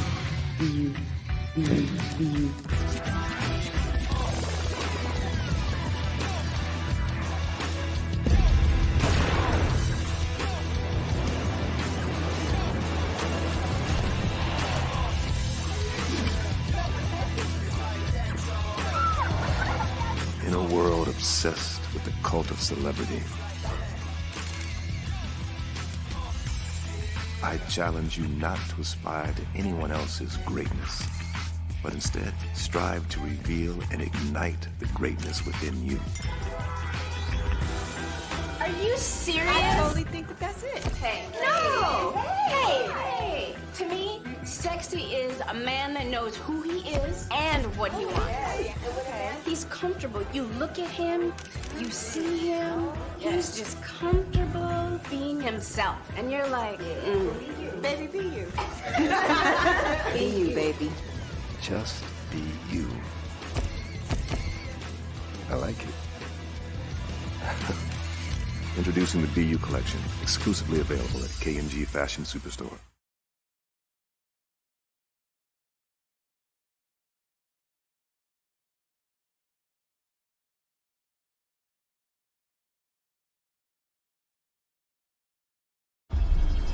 Producers, directors, I met designers, and then everybody says, oh, this is my 6th year, and oh, this is my 4th year. Shout out to New York. We're in New York in like 7 hours. Oh my gosh, yes, we have a 6:58 flight, so. We gotta go home. We gotta go. We gotta go. Yeah. Let me tell you something. Every single person that's come through the store has spoke so highly of you, and what a great event this is. Yes. I'm representing DJ Darryl, who is a platinum producer. He did the hit track for Tupac Shakur, Keep Your Head Up, Snoop Dogg, Keisha Cole.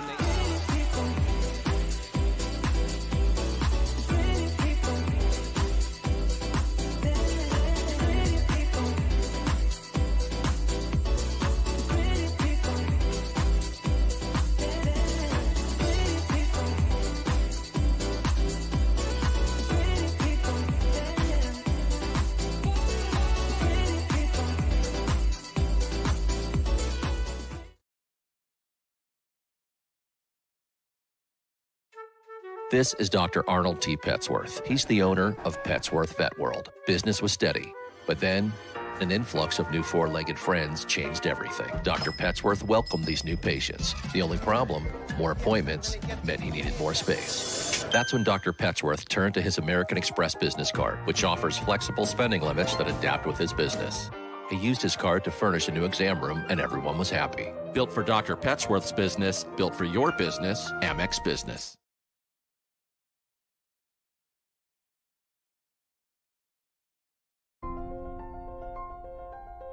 What if you could build your own city? A place where every child can find nurturing people to help them achieve their full potential. A place where every adult can access job training support. Where health education is abundant. Where social justice ruled the land. A place without limitations. Welcome. You have arrived at STEM City, USA. It is what every city should be. A safe and trusted community where you find people and resources to help you become everything you are and beyond. STEM City is unlike anything you have ever experienced. It is a digital twin of the world around you, only better. STEM City is about energy and soul renewal. It is more than a digital world. You can almost feel the power of live cultural events, music, and theater. STEM City promises a better future for children with caring mentors and hands-on activities with dedicated tutors to support our youth. STEM City is your passport to a healthy lifestyle with weekly events addressing our community's many issues. STEM City is your financial well-being with helpful information on wealth management, career advancement, job training, and so much more. STEM City is the community you deserve. It is the city where your dreams can come true. STEM City USA, a place in the sky that is accessible to all who reach for the stars.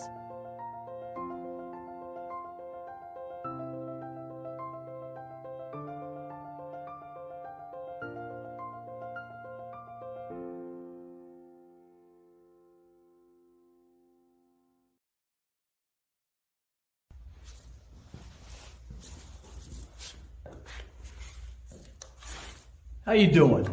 I'm Rodney Allen Rippey. Yeah, the child actor. Well, now, leading man. Some of you might remember back in the day, the Harlem Globetrotters popcorn machine. Remember that? Well, it was a Saturday morning special that would come on, and I was there with Geese and Tex and Meadowlark Lemon. Remember the show? Well, I had a great time. And I have to say a huge, huge thank you to all my fans out there. Thank you for all the years of support.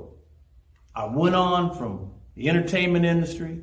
I started getting into producing and directing. And now, hey, here I am. I'm a studio executive here in Burbank, California at 2526 Studios. I have to say, it's been pretty good, but the best is yet to come. Please stay encouraged. Keep reaching for your dreams and never forget that genius is common. Remember that. Genius is common. No matter what anyone says to you, no matter how tough the road may get, keep striving. Keep reaching for your dreams. And always know that you are worth it. Everything that you put into yourself, everything good that you pour into your life, you are worth it. And when the times get tough, when things don't go exactly right, it's okay. Dust your shoulders off. Stand up strong. And remember, genius is common.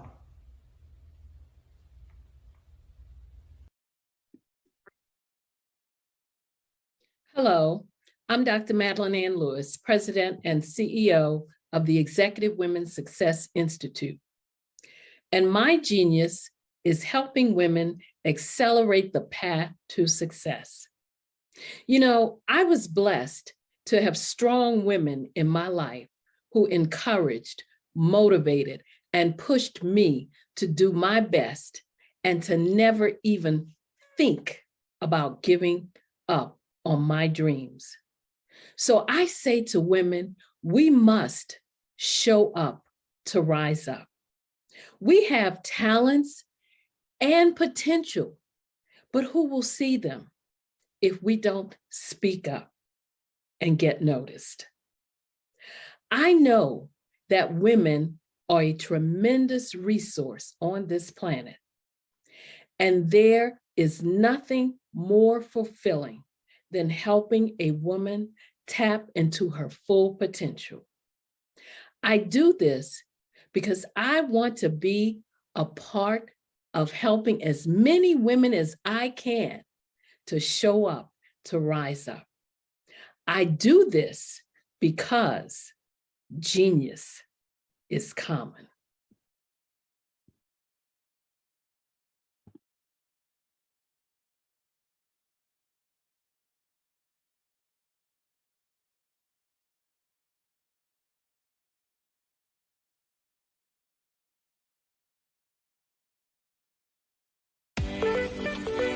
You are in the right place at the right time. The Black Business Network opens again for its Black Business Olympics, a 24/7 broadcast on business, strategies, global branding, social media marketing, finance, advertisement, and much, much more. Featuring the top, most powerful entrepreneurs and speakers and thought leaders from all around the world as they gather together for this phenomenal event. Join the Black Business Network streaming live into the metaverse, STEM City, USA, Black Multiverse, Pod TV, Roku, Hulu, iHeartRadio, Apple TV, YouTube, TikTok, Instagram, Google Podcasts, Facebook, LinkedIn, IBM TV, Spotify, and Twitch. Tune in today and be a part of this amazing movement. The Black Business Olympics welcomes you.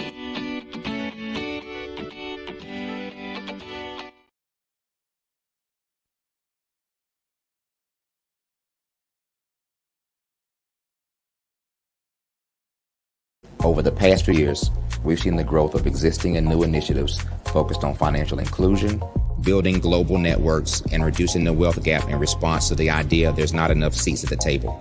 Whether their outcomes are to increase the representation of Black executives on corporate boards, ensure an inclusive global economy, or to create new U.S. African commercial pathways, the strategies are often carried out by separate programs. The question is, should they be? With the continent of Africa being home to more than half of the world's fastest growing economies, the youngest workforce, over 400 companies generating more than $1 billion annually, 700 generating more than $500 million annually that are poised for growth, and being the destination of nearly $5 billion in venture capital in 2021. Diversifying U.S. and Africa commercial engagement by building bridges between African businesses and their U.S. diaspora should begin being seen as mutually beneficial. From helping to reduce Africa's enormous capital gap to catalyzing two-way trade opportunities, the COVID-19 global pandemic hopefully has taught us that global challenges and opportunities are more interconnected than we thought. During the pandemic, African companies like Unicorn Flutterwave, insurance provider Reliance Health, ride-hailing app Yasir, and 54Gene, the continent's first bank of DNA on people of African descent, proved that when African companies have access to networks, capital, and information, they grow big, grow fast, and create solutions that are valuable to the world. This is why Be Direct was created. We are the first U.S.-based but African-centric board preparedness and board search company designed to connect U.S. Black talent and corporations to African businesses. Unique and fundamental to Be Direct's success is our process of helping board candidates adapt their experience and networks to an African context before they're connected to high-growth companies that are looking to locally and globally scale. From our focus groups with African business execs and government leaders, we don't ignore the sentiment that business is easy, but people are hard. Having a pool of board candidates with hard-to-access networks and extensive experience across the business lifecycle, including successfully raising capital, is table stakes for an initiative like this. So yes, we have that. But corporate or entrepreneurial success in the U.S. does not guarantee success in Africa. Developed alongside industry partners on the continent, our training program, Be Direct Prep, is designed to transpose their experience to create cultural comfort, understanding, and a commitment to helping businesses in Africa scale. Our board governance sessions are African continental and country specific, integrated with cultural awareness and dexterity training, masterclasses led by African industry execs, and mentoring and coaching from African continental-based facilitators. But even more unique to Be Direct Prep, we cap off our training program with an immersion trip to help candidates that have not been to Africa before see and feel Africa's complexity and opportunity from African soil. We all know traditional network-based board placement has historically left a lot of us out of ever really being in the paid board pipeline.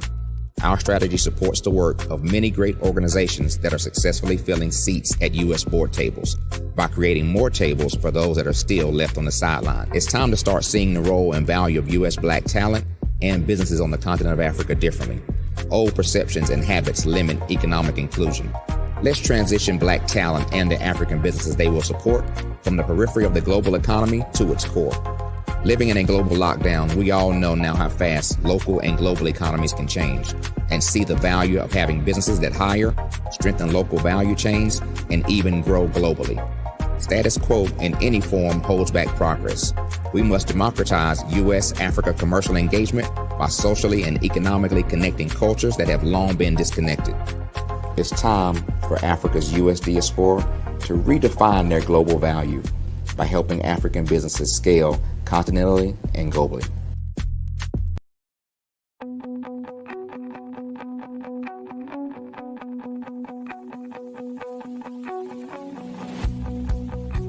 I am Black business. From the moment I wake until the time I sleep. Yes, I am Black business.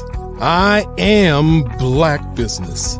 Tell me, are you Black business? I am Black business. Do you support Black businesses? Listen, I support Black business because I am Black business. Black Business Expo, one of the largest business showcases in the history of Black business in the world. The world. Sign up today at www.blackbusinessexpousa.com or call 919-308-9090. I am Black business.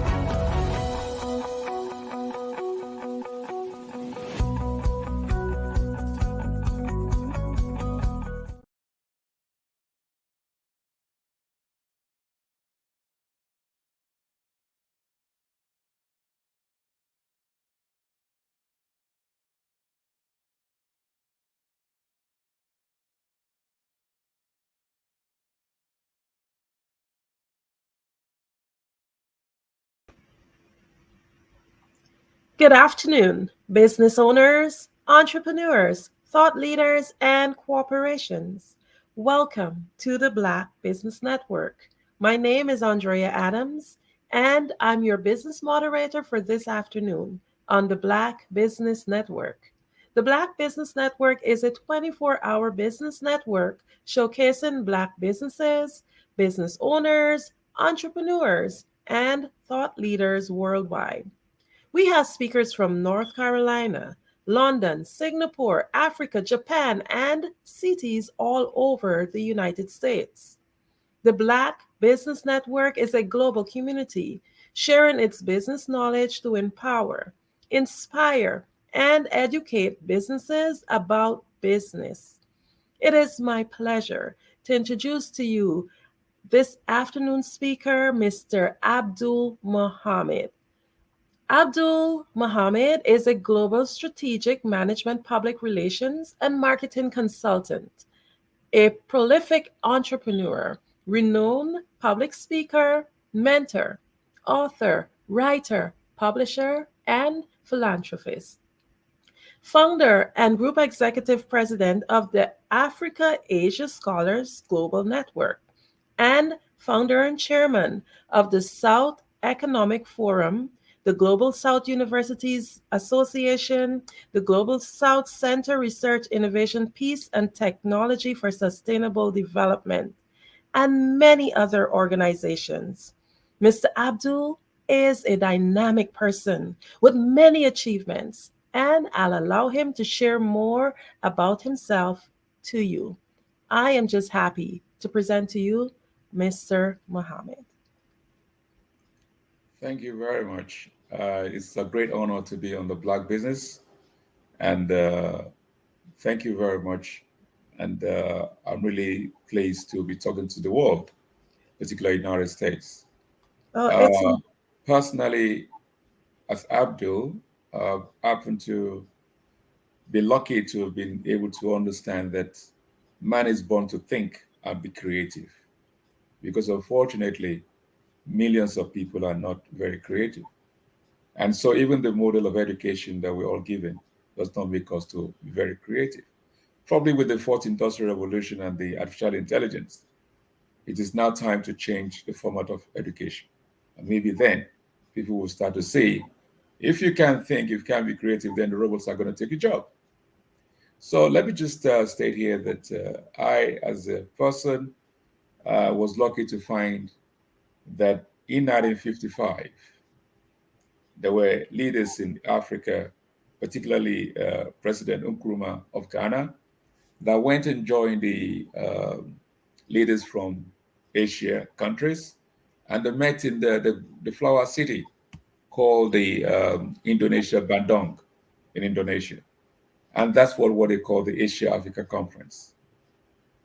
Before I go to that, I will say that Rotary made me what I am, because in Rotary, you give selfless services. And then I'm a Nigerian. And I remember then we had the first human rights organization in Nigeria called the Civil Liberties Organization. And I was one of the directors then. And I remember going to a prison in one of the southeast of Nigeria to see whether the president then actually kept to his promise that he was releasing prisoners. But then when I got back to Lagos then, which was then still the capital city, I then asked the question, when we helped to get prisoners out of the prison, who's going to rehabilitate them? There was no system in that country at that time to rehabilitate prisoners. And that's what made me to set up what is called the Child Welfare League of Nigeria. amazing. Well, thank you so much for introducing yourself, and genius is common, and I'll see you on the other side. Thank you.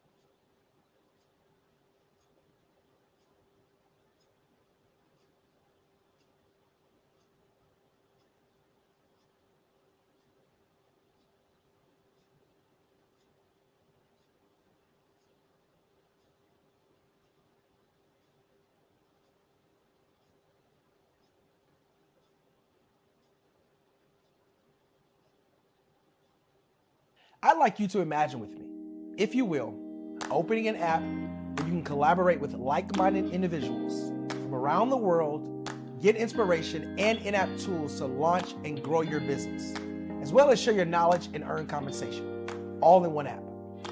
Well, the name of that app is Truso, short for Truly Social.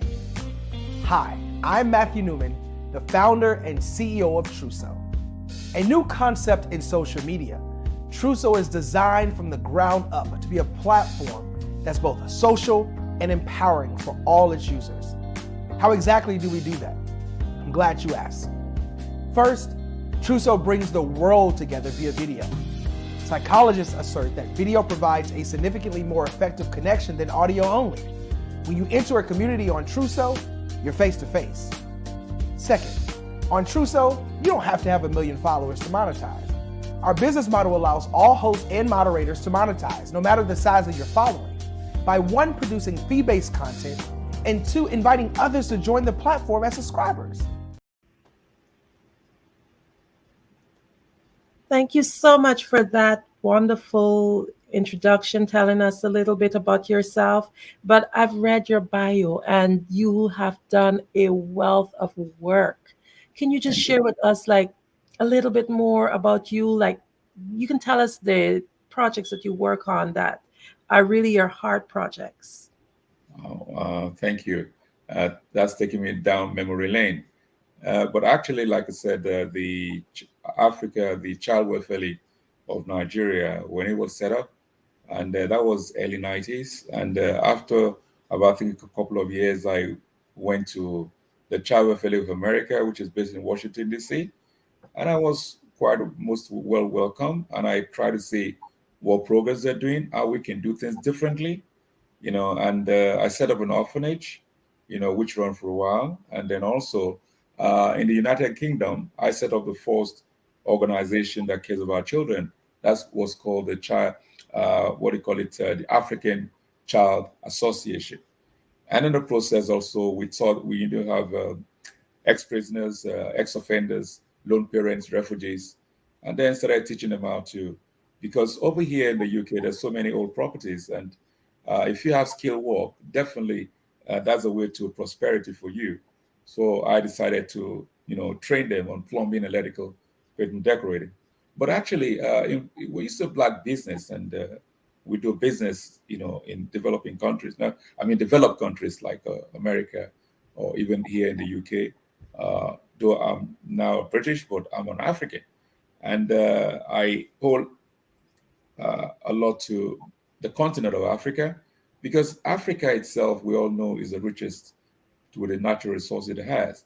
But unfortunately, all this is not in its end. And I used to say one thing, that if we look at black business in America, there's quite a lot that they could do to support Africa.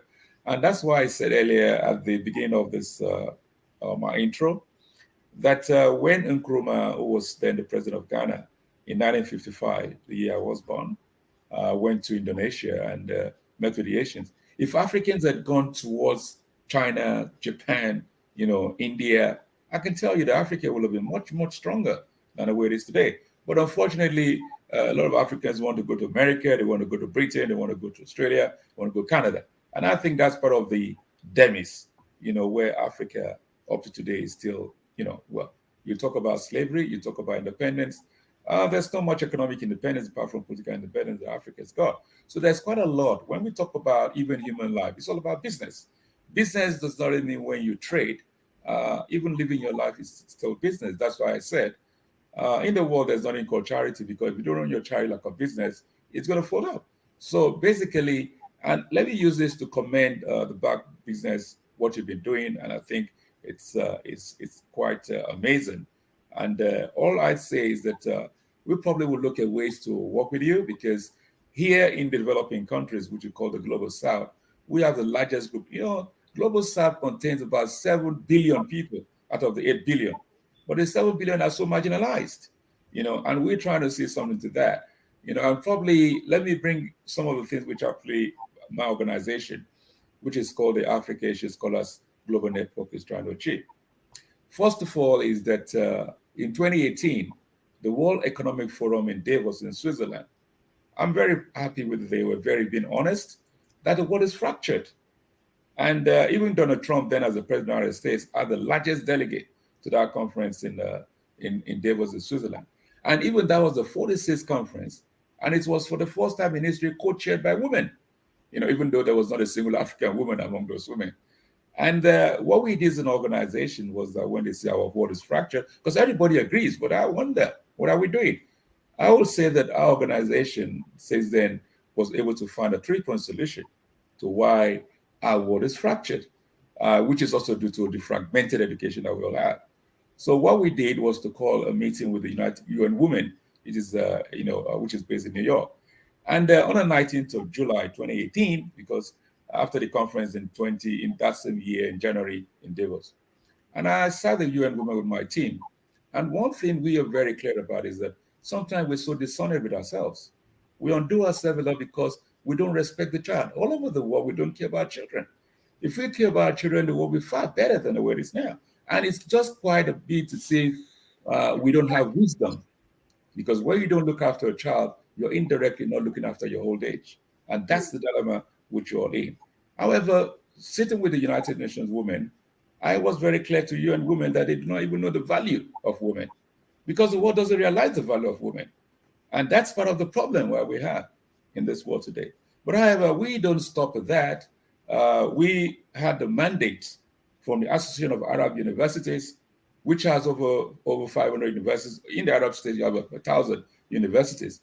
And then also, I'm not an Asian. I'm an African and British. But as an African, I serve on the board of the Association of Universities of Asia Pacific. And people won't believe that, oh, how did you get into being an advisory council of association that belongs to Asia? But I've been there since 2015, and we have very cordial relationship. And then we also have a mandate from the Association of African Universities and also the Association of Indian Principals. And ever since 8 years now, what we've been doing is to study where did we go wrong? Where's the problem? And we're able to find the problem. We find a 3-point solution, and we're working on it. And we intend to actually launch this Global South Universities Association. What we try to do is to make sure the West will learn from the Global South. The West will learn from us. Because if you look at it today, even in our education, then no more morals are gone. If you look at it, the teachers have no values anymore. Even parenting has gone down. So there is quite a lot of problems. So if we want to thrive, then we need to really go back to plant a new seed. And that's what our organization is doing. I have a signed to United Nations Global Compact, because the United Nations does know that they do not have the answer. But however, a signed to the United Nations Global Compact, if people go on the what do you call it, on the portal of the UN, you will see our report there, because every 2 years we write a report to the United Nations. But unfortunately, it's like whether we hardly read.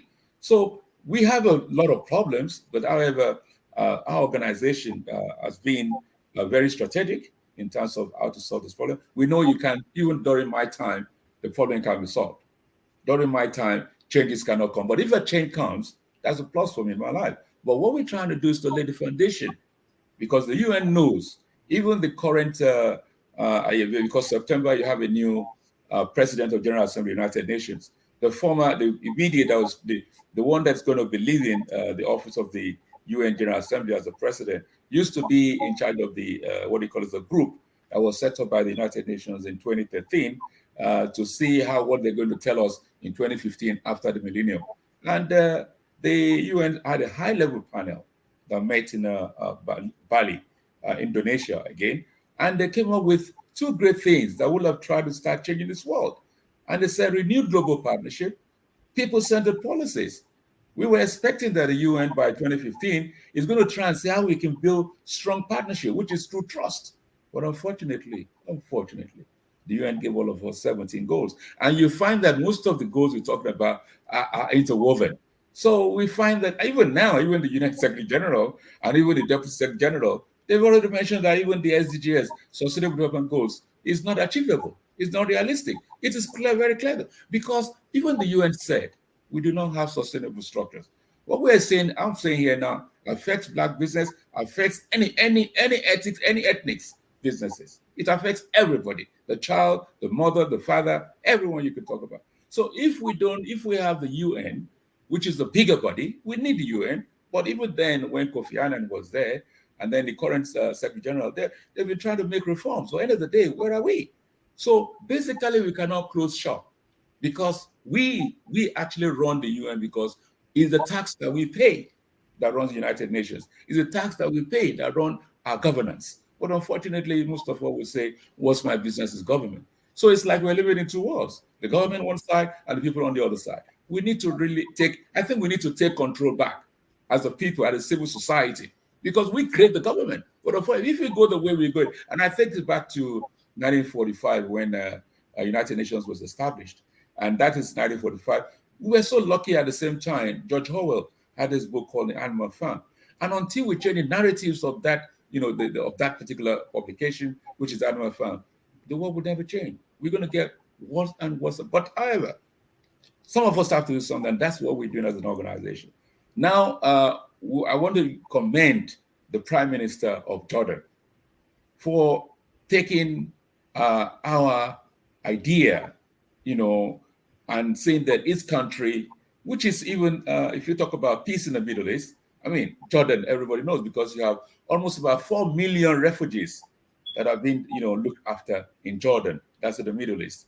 And they are really ready. The Prime Minister has a great, and I'm going back to even again next week. I'm going on Sunday, Monday, the next 2 days, back to Jordan we're preparing to launch what is called the largest body, of university of educators in the whole of the global south. And this is going to be launched on the 10th to 12th of November, and that is to mark the World Peace, World Science Day for Peace and Development. And not only that, because there comes to what we thought about. Because for 8 years, when we were given the mandate to try and reform universities, we felt it's not just straight away going to the market and start. No, we have to do a lot of research. Because I remember in Siena, in Italy, we have what is called International University, the largest body of universities in the world. And the conference they had in Italy in 2016, I can remember in October, I guess, I left all the educators, all the vice chancellor, whatever. I told them, you're all academic tourists. You see, our universities, because when they talk about sustainable development goals, because we probably, there's funds here, we are not being realistic with ourselves. And it's quite unfortunate. And I just felt that, are we really educated as people? Let me give you an example. Years back, if you were going to university and somebody else cannot make it up and then he has to go to a technical college, it looks as if he's not as enlightened as the one that's been put in university. So we all felt that if you go to university, oh yes. But now today, technical is far more than even going to university, what do you call it, academic. Because now it's not what degree you got. It's what can you do? What physically have you done? Your experiences. That's what matters now. So we've been taking, I don't know, whether blindfolded, but the issue is, I always say one thing, don't criticize if you don't have a solution. So when we talk as an organization, we know that we have the answers.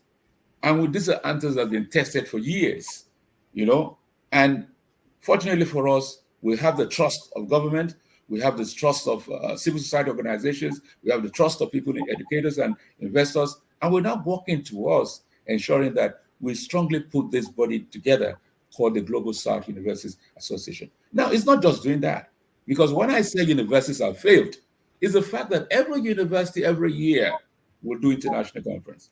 You have the greatest experts, they all come and talk and talk. We talk a lot at conference so much, but at the end of the day, what have we done?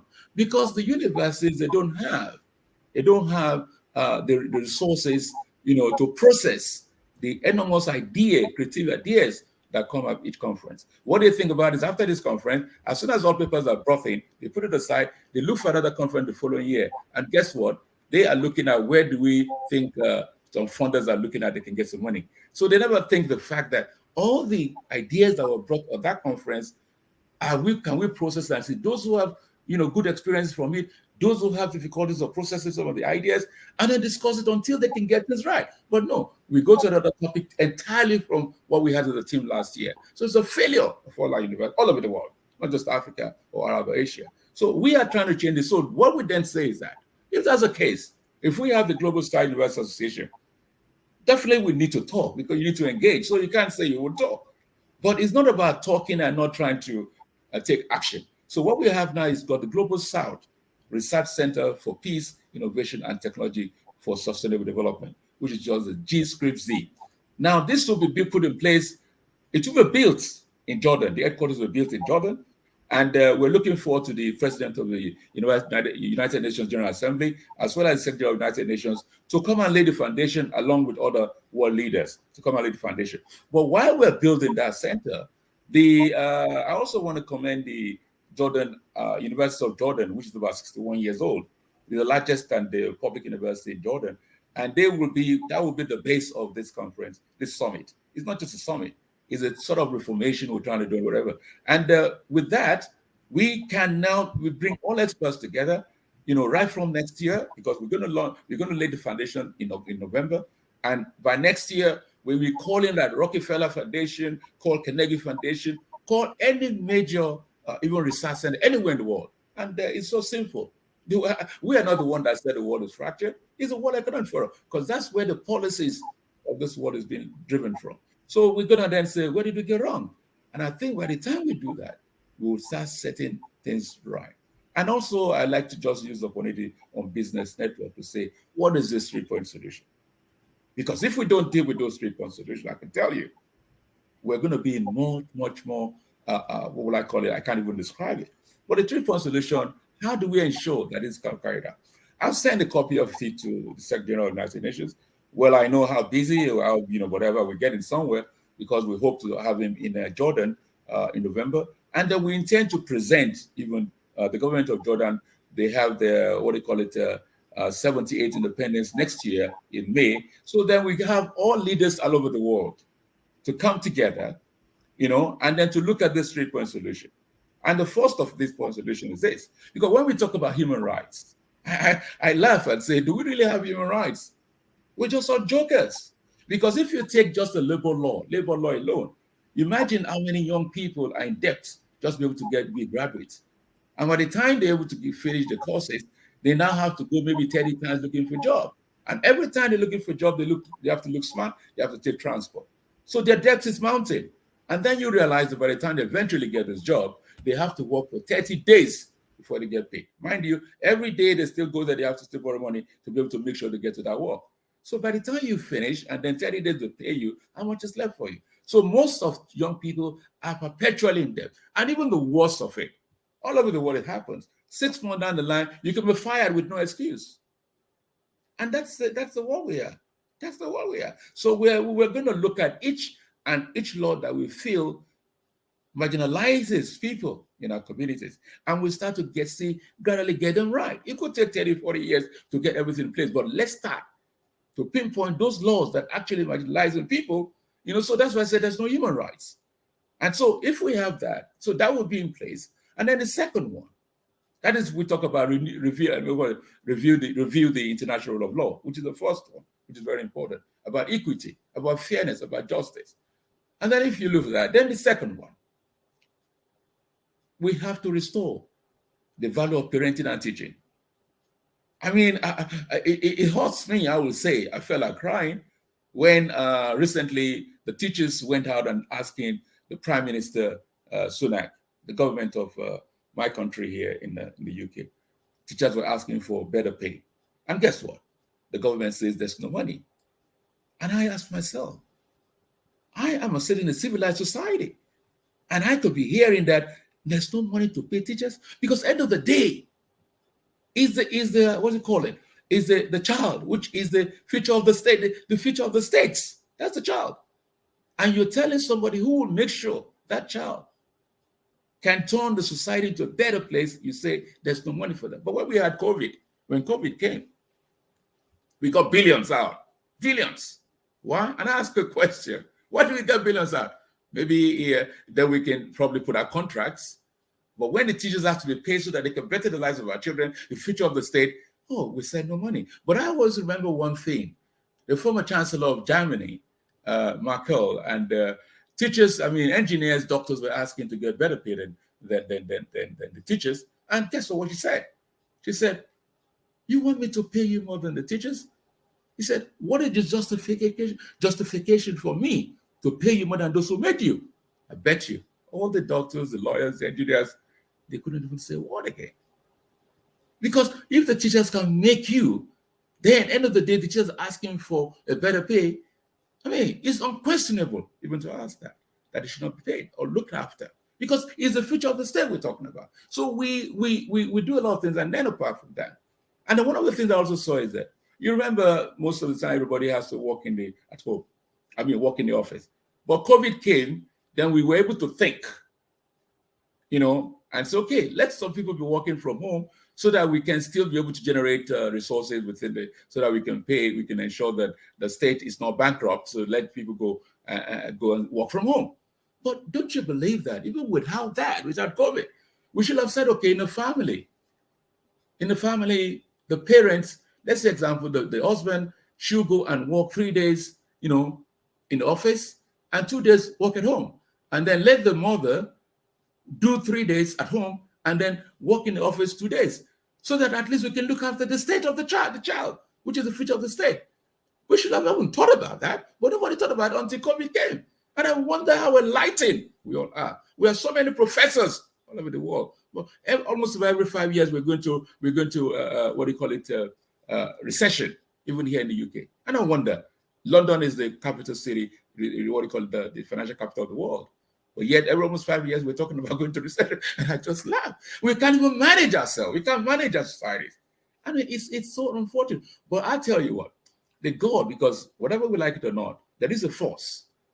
Because whatever you like it, you work and make billions. I tell you what, you go, you're not going to take a penny.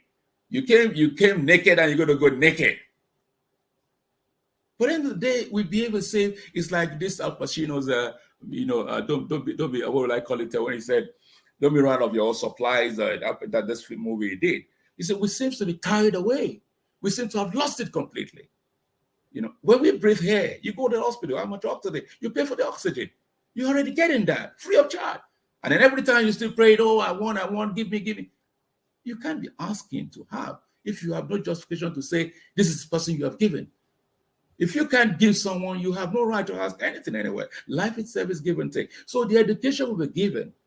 And I want to also use the opportunity to say one basic fact, where we're being divided as human beings. And when you have only 5 people to look after 5,000, it's impossible for that society to be thriving because you disempower people. And how do you disempower generations people? Because you want to create a class syndrome. Now, if you know, and we believe that you have to treat every child differently, no child should be treated the same. It's a norm that we all agree with. And then at the same time, you also say that no two brains are the same. But guess what? Why do we set the same exam for children? Why? Normally, if you can memorize, not every child can memorize.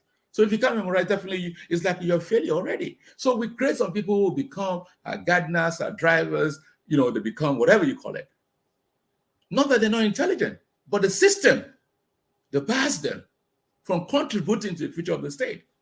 Then again, you find that the same syndrome, in the same platform, you find people who are doing exams, and when they fail, some of them cannot afford to go back to their parents and say, oh, I failed you. Or they can't sit in the classroom and be seen that they are not up to task. So what they do, they start to cheat in classroom, in exams. And that's how they grow up into fraud. And then end of the day, become institutional corruption. So when we now say we want to click corruption, we're just fooling each other ourselves. It's a system that creates it. And now let's go to government itself that we created. When you create what is the government, it's not the politicians. A politician might want to say, oh, I want to change the society, I want to change my community and everything. But when he gets there, guess what? The civil servants, the public servants, they are the policemen. The police and guide that system that we created. And they are the most corrupt. So they create that system, and they'll find even no matter what. Even I'm not a fan of Donald Trump, but he tried to break the system, but it wasn't allowed by the civil society, the civil system. And even we have similarly when Boris Johnson was the prime minister, I think he had a chief of staff. He also tried to break the civil servant, but they wouldn't allow it. They're very strong, very powerful. So they are the people created to be the civil servant, and they guide that policy very tight. And that policy itself is what is really, really bringing a lot of things there. So the essence is that we've talked about, by the time I've mentioned about this, but we said the first, the second, which was about restoring the value of parenting and teaching. And the third one, which is very, very important, is about the African adage. It takes a village to raise a child, not a family. It takes a village to raise a child, not a family. The way we do it now is that my child is not, that's your child. Every child is everybody's child. And even when I refer to when we now have a system where, you rather for you to look after the children, you now have to get a nanny. So we have 90 states around. So when you now have, because when you say my child, but you're not going to be there, you don't know who your child is mixed with. So if you don't look after those child out there, and you think it's just your child, then it means you don't have wisdom. You don't have knowledge about life itself. So most of us even don't know who we are. Even some of us are afraid of our shadows. So how talk less? Even I remember then the former president of the UN General Assembly, Tijani, who was then the permanent representative for Nigeria in the United States. And when he was president of General Assembly, I think when UN was then 71 years old or whatever, he says his time is going to devote it to building trust. So 70 years of United Nations, we're just talking about trust. So I think it's important where the orientation, the mindset is very important, because most of us have lost it completely. Most of us have given up hope. Most of us have just realized that whatever comes, I just take it. Things have to change. I remember recently, because we have the Dennis. Dennis is now Dr. Ambassador Dennis is the new. He will step in September at the UN General Assembly, and that even tells me that's why we say that he should use this term. Africa is a continent; it's not a country, and yet for years Africa has not been allowed within the security what do you call it of Assembly of the United Nations, and yet we still say we talk about human rights, we talk about fairness, we talk about equity. What is there is that people need to, and I want to use this word for all of Black Americans in America, because if we look at the example, look at Dubai. Everybody wants to go to Dubai. Look at Singapore. What Singapore was turned into. We all know what Singapore was some years back. Well, I'm appealing to Black Americans, and I know that all you need to do, because it's not that I remember one of these leaders in America came to Africa, and he was so worried because it's not that you expect Africa is expecting Black Americans to bring money to Africa. No, Africa has got all it takes.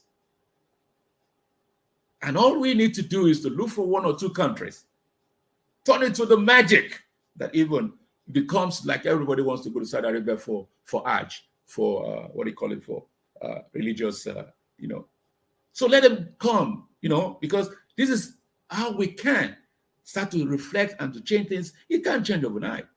But these are the models we should look at, because Africa has got everything you can talk about. Why is there war in Niger? Why is there war in some few countries? Because of the natural resources the continent has. And there's so much out there. So African leaders do need to open up also for genuine Black Americans that want to come in and support. It's not about bringing money, it's about bringing ideas together, and then see how best we can be able to turn this around. I wonder so much badly that we have not even finished COVID. Okay, that's why I laugh sometimes. We have not finished COVID. We're fighting a war in Ukraine. Ukraine and Russia, then we're talking about already food insecurity. And yet, you can see the large number of arable lands everywhere. Everybody wants to go to the classroom. Like someone said, you go to the classroom, you don't want to go to the farm. What are you going to do? You're going to read the book? You're going to eat the book? Or you're going to eat the farm? So we're getting a lot of things, wrong. And what are we passing over to our children? But I always say one thing years back when I was running my orphanage in Nigeria, in Africa. I used to say one thing. No child was born to be a vagabond. No child was born to be a prostitute. Neither was any child born to be a miscreant. Society that turned them what they are. And society will suffer for what it creates. But I just pray that we also think. I know that all of us, we're born to be selfish, whether we like it or not. We're born to be selfish, to look after yourself first. They say even if you're in a aircraft and there's any problem, even with your child, first of all, take care of yourself so that you can then take care of others. So we find that we do not really care about our society, but the point is that we are too selfish. And when you're too selfish, it's because you've lost faith in yourself. What you think you have faith, you don't have faith. Because if you have faith in yourself, something brought you on this earth. And something is a force that put you wherever you are. Wherever you go is a force that is guiding you wherever you are. But then we've lost it. We talk about religion. And I try not to delve into much of that, because we realize that we have so many religious people in the world, just like we have so many educators, but yet we can't manage ourselves, yet we don't even trust each other, yet we can't even share with each other, and so much, a lot of problems. So I'm using this avenue, this opportunity to call on people, because I used to say one thing, there are a lot of good people out there, lots of good people, but they've been frustrated at the system. And our organization is looking for you. If you know you really care about society, don't get turned down because of some people either let you down or whatever. Because sometimes when somebody hurts you, because you're human, you get mad, you get, he did this. You might come back to come and thank that person for at least for what he did, because he helped you to be a much stronger person. Because you're human. So there are a lot of things we don't know about. So, but then the point is just being honest, being good, being kind. It takes you places in life. But we've lost completely thinking that somebody can make you. Nobody can make you. The person comes because it has to pass through your life, just as somebody has to pass through his life. It's all being just open and honest and sincere with ourselves. Because at the end of the day, we all come here, we are all strangers. We all walking corpses. And these are things we get not to be told when we were in school, or we don't even think ourselves to know why we exist. So it is important that society, and we are looking for people that we can work together to make the world a better place.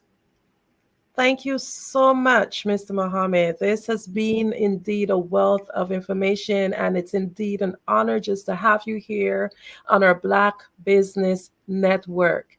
Same here. Ladies and you're quite welcome. Thank you so much. Ladies and gentlemen, we are so grateful to have Mr. Mohammed here with us.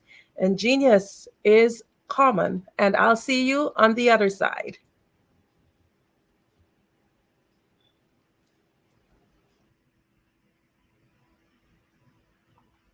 The Black Business Expo's mission is to raise funds for high school seniors going to college or K-12 entrepreneurs. This expo is a fundraiser for students. You may go to www.blackbusinessexpousa.com to donate to the scholarship fund, or use the Cash App that's below on the screen, BBXUSA. Our goal is to give laptops and up to $5,000 to 10 students. Students can register online at www.blackbusinessexpousa.com. Remember, every dollar counts, so we want to remind you to donate to the scholarship fund. We want to thank our sponsors for the Black Business Expo USA August 2023, NC 100, Moody Capital Partners, Suede Soul, Lotus Rich Coaching and Training, Carolina, Virginia Minority Supplier Development Council, Step Management, BHS and Associates, Margie McLean Foundation, Inc., Genius is Common, Earth Essentials, Milan Shania Global, Executive Women Success Institute, The Quality Coaching Company, Superwoman Business Services, Creative Force Studio, Lee Entertainment, Artistic App Design, Black Business Expo USA. Genius is common, and I'll see you on the other side.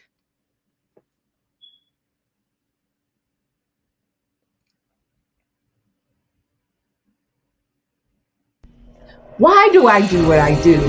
You know, my life coach asked me that a few years ago, and she said, Tony, what's your why? And I told her, and she said, girl, you've already accomplished that. Perhaps you need a new why. Hi, Tony Harris, Amy Hoydu with Say It Said Marketing, one of your students.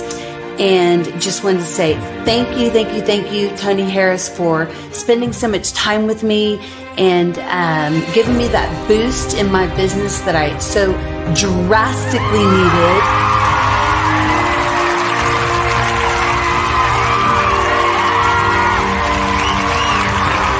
My why is to touch, move, and inspire my clients to take drastic steps to be better than they were before they met me. I'm a resource. I'm a connector.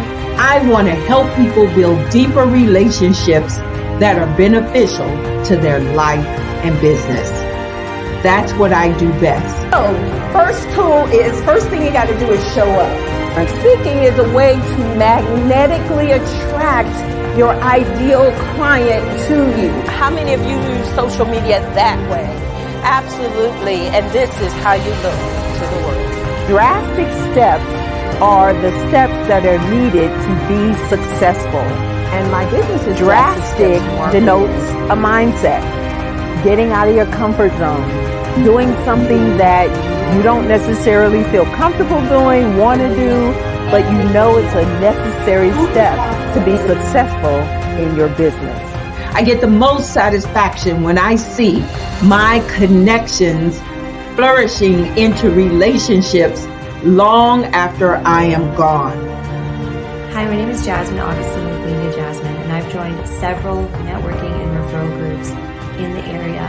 And Network in Action Northeast Houston with Tony Harris Taylor is one of the best organizations that I've joined. I love that piece of what I do. and it is what fuels my fire.